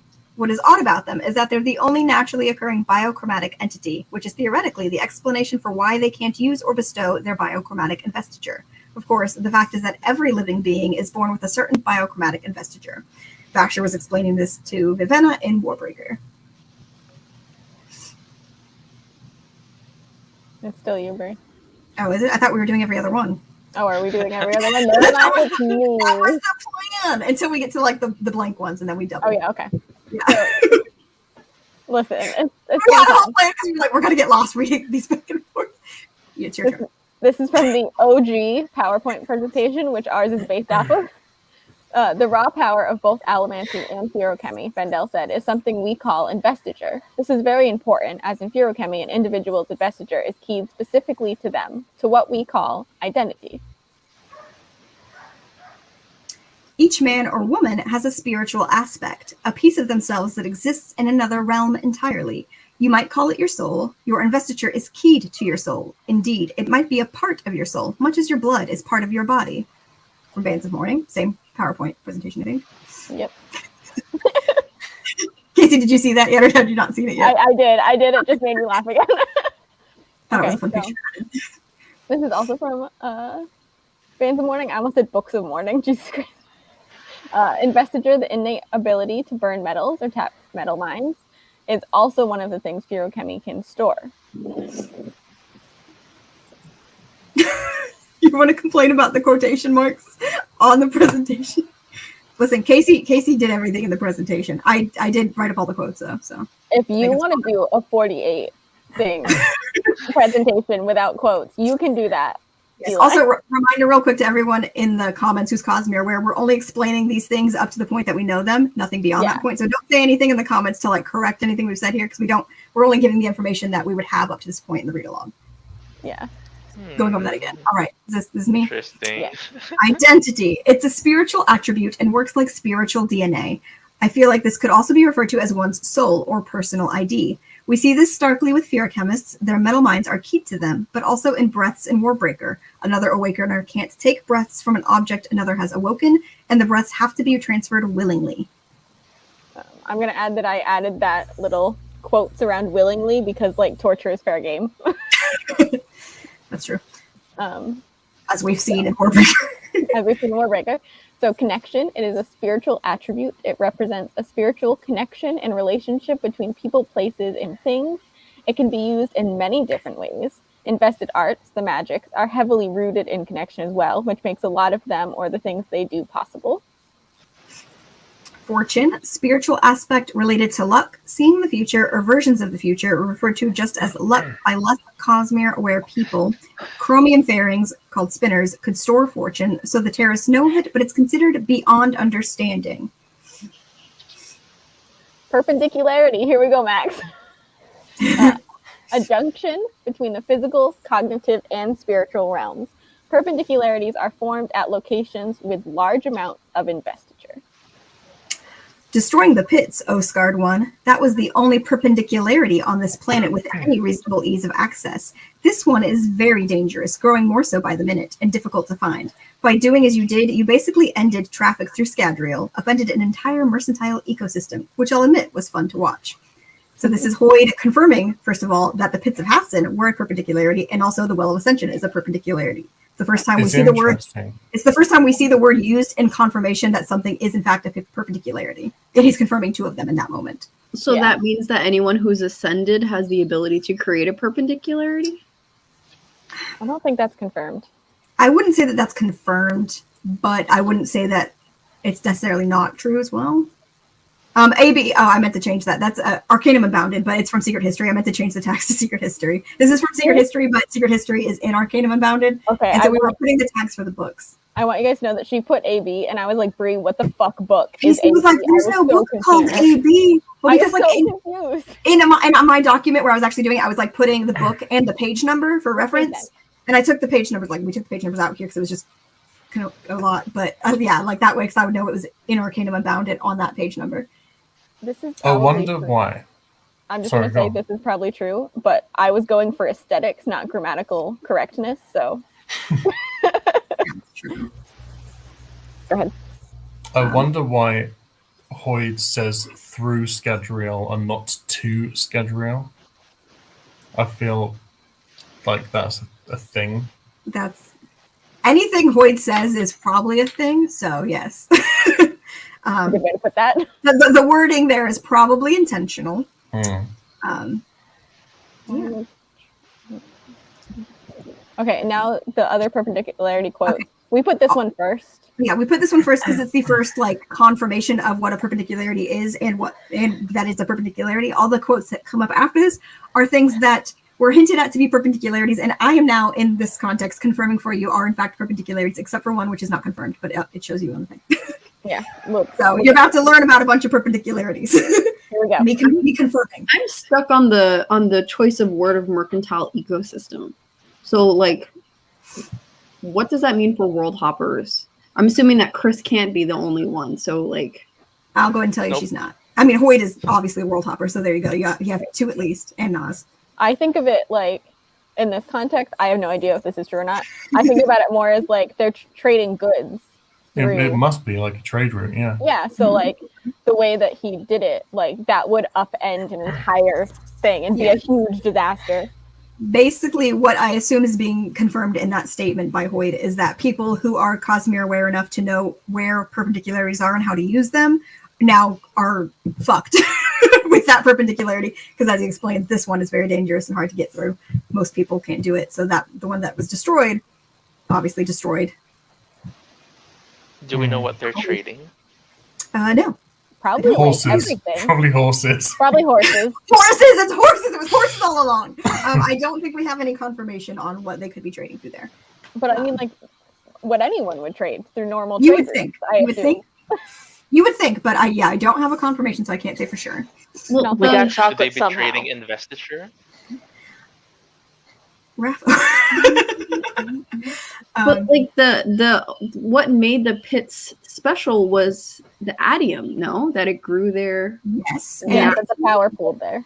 yeah, the power pooled there because it was 80's body. It was his physical body, the physical like manifestation of his power. And as we just did in the definition of a perpendicularity, perpendicularities can form where large amounts of investiture like coalesce together.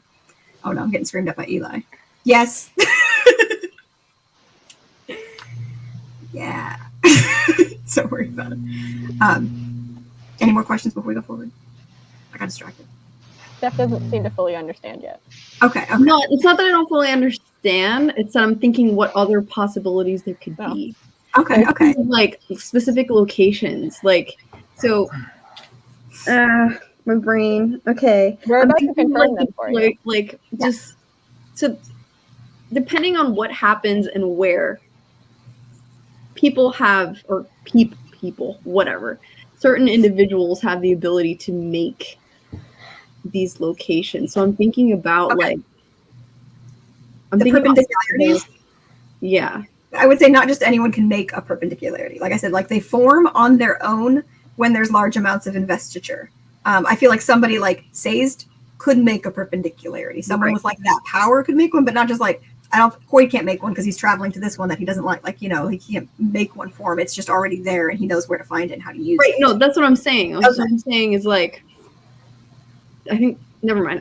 I'm getting too ahead. Never mind. Okay, keep going. So my God. they're formed by like an event. That's that, what I'm like, thinking. I'm fractures thinking of- reality. Yes, I'm you thinking could of say the moment of Sazed like ascending, or that moment where it's like Ellen, Vin, all the bodies like fell.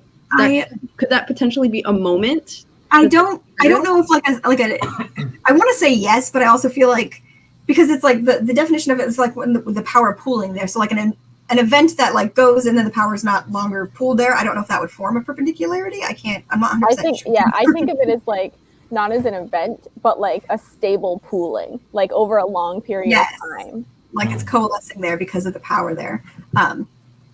Yeah. We're going to go over some more examples of perpendicularities that have been hinted at and I am now confirming for you through these quotes. And then we can come back and talk about it more after the end of the quotes if you have more questions. Maybe this will help answer them or make you more confused. We'll see. Casey, you're reading the next one. Yes, okay. So this is from Elantris, and the wall held only a single mural. It depicted a large mirror-like blue oval. An Elantrian stood facing the oval, his arms outstretched and his eyes closed. He appeared to be flying toward the blue disc. The rest of the wall was black, though there was a large white sphere on the other side of the oval. So is that a perpendicularity or is that That's a depiction mural of and a a perpendicularity? Depiction. It's a depiction of the same thing that we see at the end of Elantris that we actually see them go into, the pool that they go into. It's a depiction of the perpendicularity. I have just realized we're kind of spoiling Elantris for Steph. That's fine. Okay. Yeah, I was, can't really get around that. We're spoiling like a few things, but I feel like we're not spoiling like the actual plot of Elantris. You know I what I'm won't saying? remember anything, I promise. These are just like out of context quotes about a pool. It's like it's not that big. You want to go swimming? When it comes to books I haven't read, I have the memory of a goldfish. It's fine. That's Fair good. Okay. It's like the water was considered a gate of some sort. The lake was barely 10 feet deep, more like a pool. Its water a crystalline blue, and Raoden could see no inlets or outlets. Both from Elantris.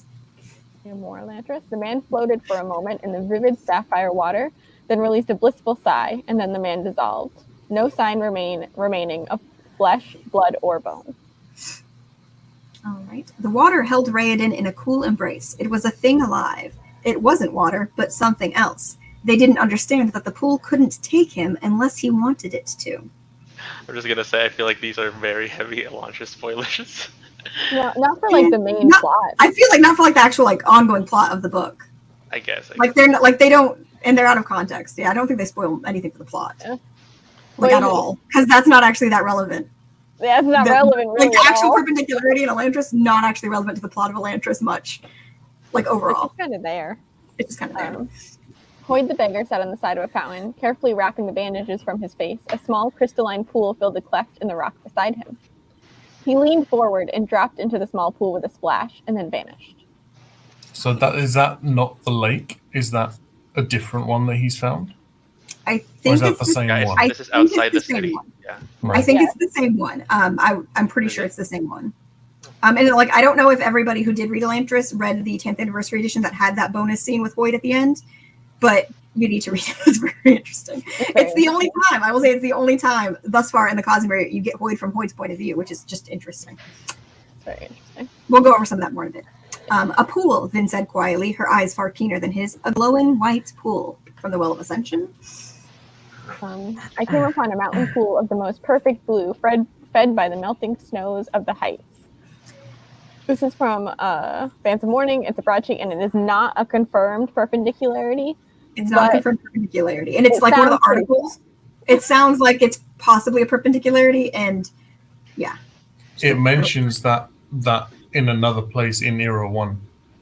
Because Yeah. I got really hung up on that because it was in the epigraphs. The Oh blue yeah, pool. yeah. I forgot to pull that one. Yes, but yes, The that's mountain pool? yes, but it's that one is not confirmed to be. We don't know for sure that that's a perpendicularity, but I wanted to add it in here because I think it is. Go ahead. Continue. This is this is from the broadsheets in Bands of Mourning. So this is in the world of Scadrial, the mountain pool. Yes, it's Interesting. from the same broadsheet. That's the article of like it's got like a picture and it's like visitors from another world, and it's that woman telling a story. In the article. Interesting. And I know you remember that one because you brought it up. So she mentioned seeing a pool, and then like after she talks about the pool, she mentioned seeing like a figure beside the pool, a beast with like a crazy face and all sorts of stuff. So Yeah, and the reason, like, I it's feel like presumed. the main reason is because it's the most perfect blue. And Yeah, so the way many- that it's described, I'm like, that's gotta be a perpendicular, but it's not confirmed, so I don't want to just like say that it's confirmed. But I wanted to add it, anyways. and then this is from Six of the Dusk. A place men did not go, a place he had visited only once, a cool emerald lake rested here, sequestered. Is that one confirmed? Yeah. Yes. It's got some wonky stuff. I will say it's not like a normal perpendicularity, but it is in fact a perpendicularity. The one in Six of the Dusk. That It's a lake. wonky boy. It's a wonky boy. Is All that right. why it's green? Because it's wonky. Was it green? Yeah, it's got some weird stuff going Yeah, on. Well, I it think says that's it's why it's emerald. Yeah, I won't go into why, but it is a confirmed perpendicularity, I believe. Yes. Okay. It's giving Because me that like, doesn't in Six of the Dust doesn't Six of the Dust say that like anybody who's gone in it, like they don't come back, like they vanish, people don't go there, like to the center of it. I think it's like it's briefly mentioned or something like that. It's because it's a perpendicularity and they're going somewhere else. But yeah, there's weird stuff going on with that one, but we can get into that later on in the Cosmere. All right, so now we're on to the three. Did we have any more questions about perpendicularities before we talk about the three realms? Did we want to go over any more perpendicularity stuff? Perpendicularity, that word's starting to sound real weird. not a word anymore. Okay, we'll go on to the three realms then. Is this me? Yeah. This one and then the next one. Okay. The three realms are the physical, spiritual, and cognitive. All things exist in three realms: physical, cognitive, spiritual. The physical is what we feel, what is before us. The cognitive is how an object is viewed and how it views itself. The spiritual realm contains an object's soul, its essence, as well as the ways it is connected to the things and people around it. This is from the Emperor's Soul. Yes. I have come to see that each power has three aspects: a physical one, which can be seen in the creations made by ruin and preservation, a spiritual one in the unseen energy that permeates all of the world, and a cognitive one in the minds which controlled that energy. There is more to this, much more than even I do not yet comprehend. It's the world of the mind. Men, all things, truly, are like a ray of light. The floor is the physical realm, where that light pools. The sun is the spiritual realm, where it begins. This realm, the cognitive realm, is the space between where that beam stretches.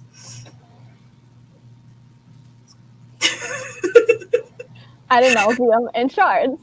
No shards you've actually met on page. Preservation and ruin, and then, of course, into harmony. Harmony. They turn into harmony, but he's a shard now. That's how that works. Yeah. And then the first quote: I sense shards of something from long ago, a fractured present, something spanning the void. I have delved in search, and I have only been able to come up with a single name, Adenaldium. Who or what it was, I do not yet know.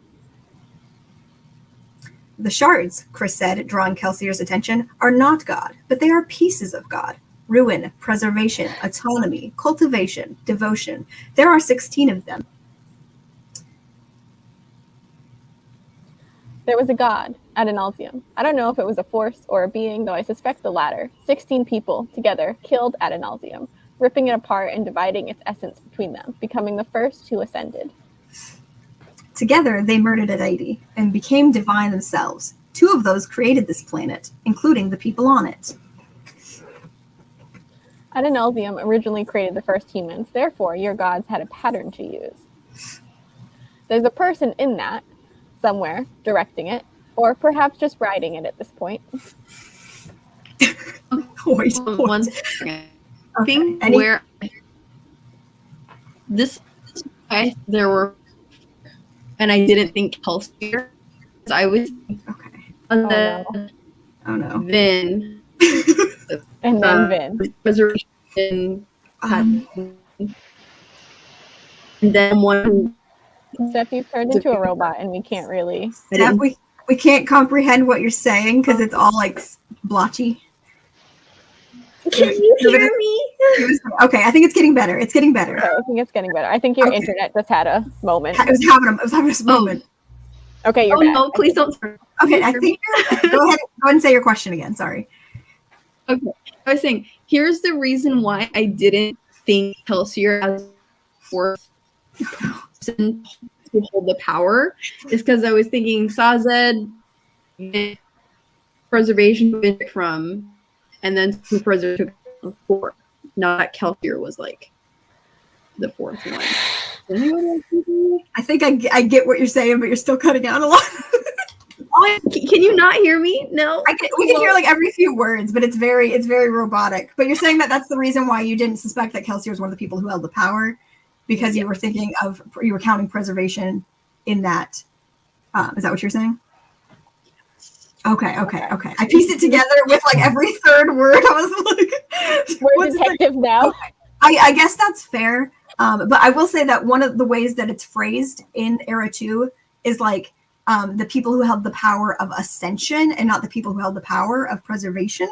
So it's like the people who specifically ascended with that power, which is just like distinct. I know also Casey noted that it was like weird terminology in her notes. And I was like, no, it makes sense to me because it's like very distinct. The power of ascension, not the power of preservation. But yeah, I can see why that would have been why you were thinking that. I get it. I'll accept it. Grandmom's less angry now. You get a pass. So now we're going to go into our Hoid section, and we're going to basically go over every time you've seen Hoid thus far in the Cosmere, and just kind of get a catch up on what you do or do not know about Hoid at this point, which is still not much, but you know, a little bit more now, I would say, after Secret History. You've learned a tidbit. I think this is my favorite slide just because it's so ridiculous. Because it's Hoid, and then I added the Hoid picture, yeah. Okay. I'm reading this. Yes. Hoyd in Elantris shows up as a beggar, helping Serene get a delivery into Elantris. Serene had never seen his face, but she assumed from his voice that he was an older man. You didn't honestly expect to find yourself transformed. I kind of did, Hoyd admitted. There's an implication here in some of his motivations if you're paying attention. Beggar costume, indicating he is, in fact, not a beggar. This is both from the little epilogue scene that's in the 10th anniversary edition with Hoyd. Just, if you're paying attention, kind of reading between the lines when you're in that his POV in that scene, you can gather a few details about Hoyd and his motivations, maybe. So, does Serene know that Hoyd is a world hopper? No. Oh. I don't think Serene's Cosmere aware enough to know what a world hopper is. Let's put it that way. She doesn't know. You needed to be careful not to let interactions with one member of a race, even a synthetic race, color his view of them. This line is just interesting. It was interesting to me because I was like, has he had problems with a race before? I'm just like, we see so little of him, so I just wanted to note this. The Trell are robots. I was like, Katrina's going to come through and be right. We're all going to be shook to our core. It's going to be great. All right. The beauty, it lies in the fact that there are secrets that remain unknown. He smiled broadly, and I love a good puzzle. Then he eats himself into the perpendicularity. The perp hole, as you will. Neither of us can type perpendicularity, which is why we just keep writing perp. It was also just fun to call it a perp hole. It sounded really stupid. Wait, when he says synthetic, do we know who he was referring to? We do. In that scene, we have the context we for do? that. So yeah. My memory is so bad. We do. It's in there. I just didn't put the context here. I was just putting the actual quote of it. Hoyd and Emperor Soul, not seen but mentioned. She shouldn't have been caught, but she could do nothing about that now. She had been bested and praised by the imperial fool when she'd assumed she could trust him. He had taken her copy of the Moon Scepter and swapped it for the original, then run off. Okay, Hoyd and Warbreaker. He shows up as a storyteller.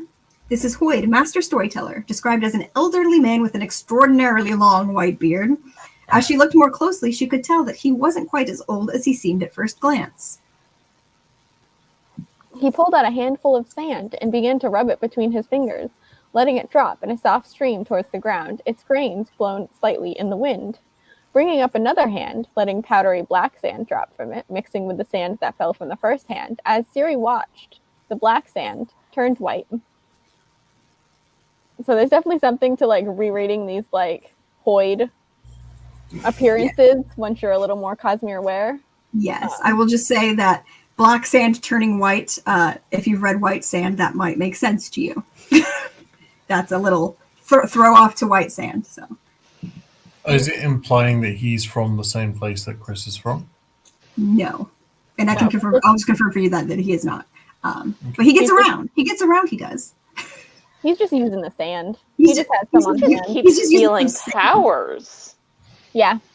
Katrina, you're on to something. Yes, really. To say there's implications, read between the lines. Oh, it's me, right? Okay. Tell me, where did you learn such an unusual method of storytelling? Hoyd looked up, smiling. I learned it many, many years ago from a man who didn't know who he was, Your Majesty. It was a distant place where two lands meet and gods have died, but that is unimportant. Also, just another...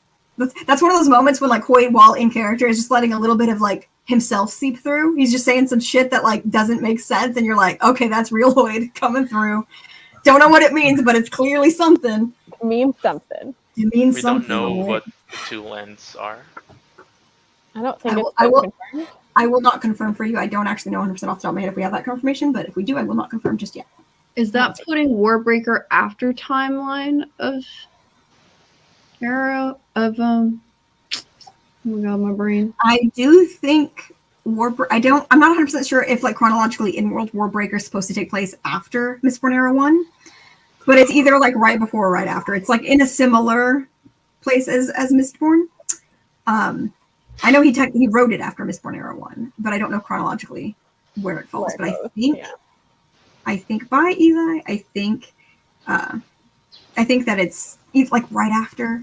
Like it's like not a huge gap of time between the events of Mistborn Era 1 and Warbreaker taking place. The Final Empire shows up as an informant described as a scrawny bald man. He gives Kelsier information and pretends to be blind. in the Well of Ascension. He ain't there. You see where he was during this book in Secret History, however, but he left some lovely little footprints in the dust through Critic Shaw. She was surprised to see that her footsteps weren't the only ones in the dust. Apparently, someone else had been haunting the corridors. And now we know what he was doing. Yeah. So we know that Hoid, or I guess world hoppers in general, are kind of immortal in a sense. Not necessarily. I will go and say that. No, not I don't necessarily. think we've known that at all. No, there's no. I will say you could infer that from some things Hoid has said about Hoid, but not about world hoppers. There is, because you might be wondering, you're like, oh well, if somebody from this place and it takes place way back here is also on this place and it takes place way down here, how is that person still alive when there's this amount of time? Like there's a lot of funky stuff going on, but there's also like time dilution stuff where it's like it's hard to explain, and I'm not going to get into it right now in this one, but we will get into it later when we get more Cosmere aware with everybody. But there's some weird stuff going on there, so I will not say it's just, don't assume that any world hopper you meet is immortal. Some of them could be. I'm not going to say them. Some of them aren't, but don't just assume that off the fly. Okay, so I guess, I mean, this is just my speculation, but I'm guessing that like time is bound to like the physical realm, so any other realm like cognitive and spiritual does not have a concept of time. Okay, that's an interesting Because like when they like go through the perpendicularities and they like get into the cognitive realm, like time is warped there, is what I'm speculating. Possibly there is time dilution stuff going on between world hopping. Okay. I will say that much. I can confirm that much for you. Does Hoid also like change appearance? Just real quick, Josh said that he thinks Warbreaker is before Mistborn. He's pretty sure, but I don't think it's long before in the timeline. Hoid does change appearance, but I'm pretty sure it's just like normal, like dyes his hair. I would say most occurrences with Hoid, he's literally it's like dyed his hair. He's wearing a fake beard, like things like that. Like he's usually putting on a costume. Usually. Got it. Yeah. Okay. So in Hero of Ages, he's an informant again.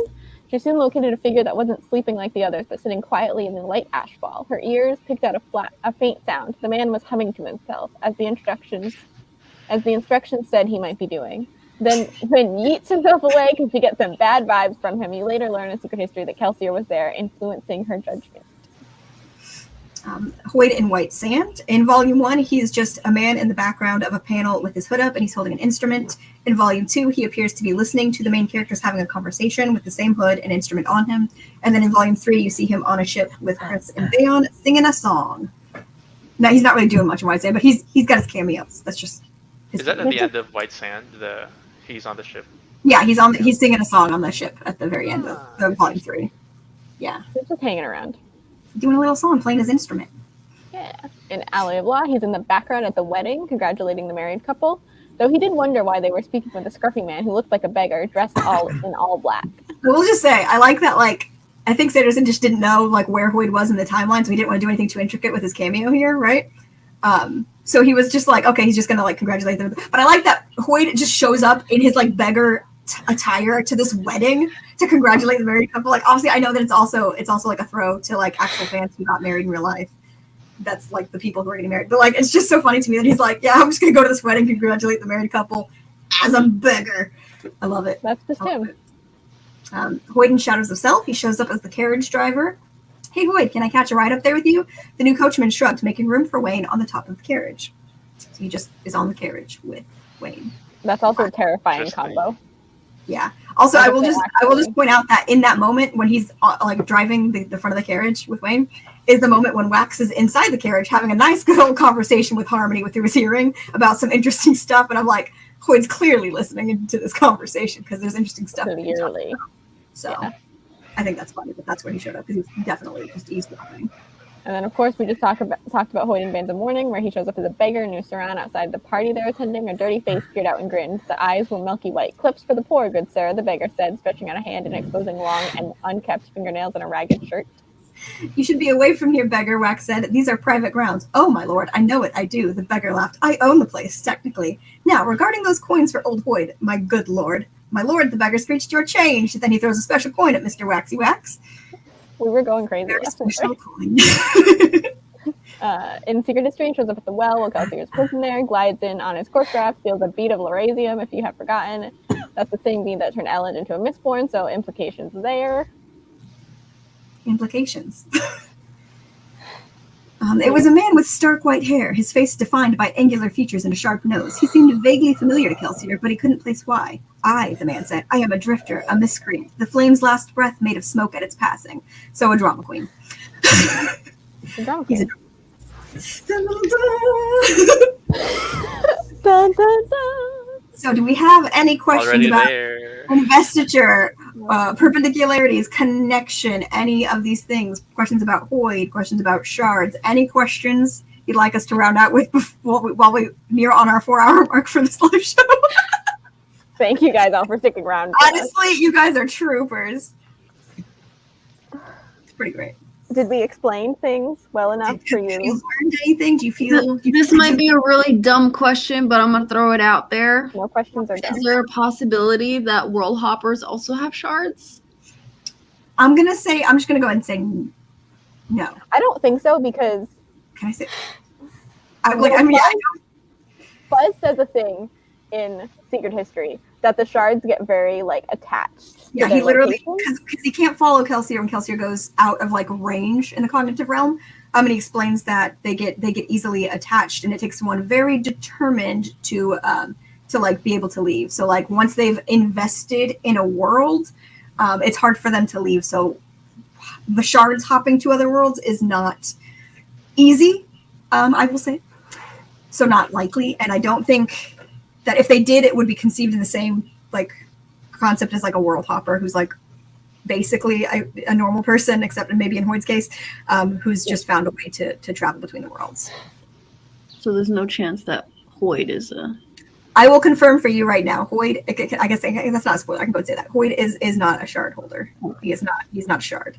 Hoyd's a lot of things, but a shard is not one. I feel like I can put that out there. Hoyd got 99 problems, but a shard ain't one.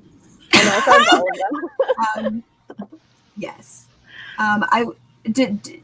Katrina, you had asked something earlier about shards. Do you want me to touch more on some of that without spoiling anything directly? I think I could give you a little bit of wider information about some shard stuff if you still have questions.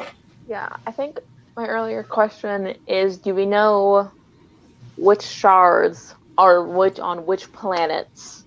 Okay. I will say, fully Cosmere aware people do know some things, and I will say not every planet in the Cosmere has a shard on the planet. Like not every planet is shard invested. There are planets in the Cosmere not from, I will say I think every book we've read from is a shard invested planet. I feel like I can tell you that because there's all sorts of magics going on. So, you know, it's happening there. Trying to figure out what else I could tell you without like getting into anything beyond this point. Obviously, you know, there were 2 shards on Scadrial before Harmony took them up, Ruin and Preservation. I mean, can we tell them about the past planets we visited? That's what I'm thinking about. Do you want me to confirm what may or may not be going on with shards on the books you've already read? From you don't want that? Okay, Mac doesn't want it. Okay, Sure. so I won't go into any of that. I will say you will learn more about just shard stuff in general going forward. There's shard stuff.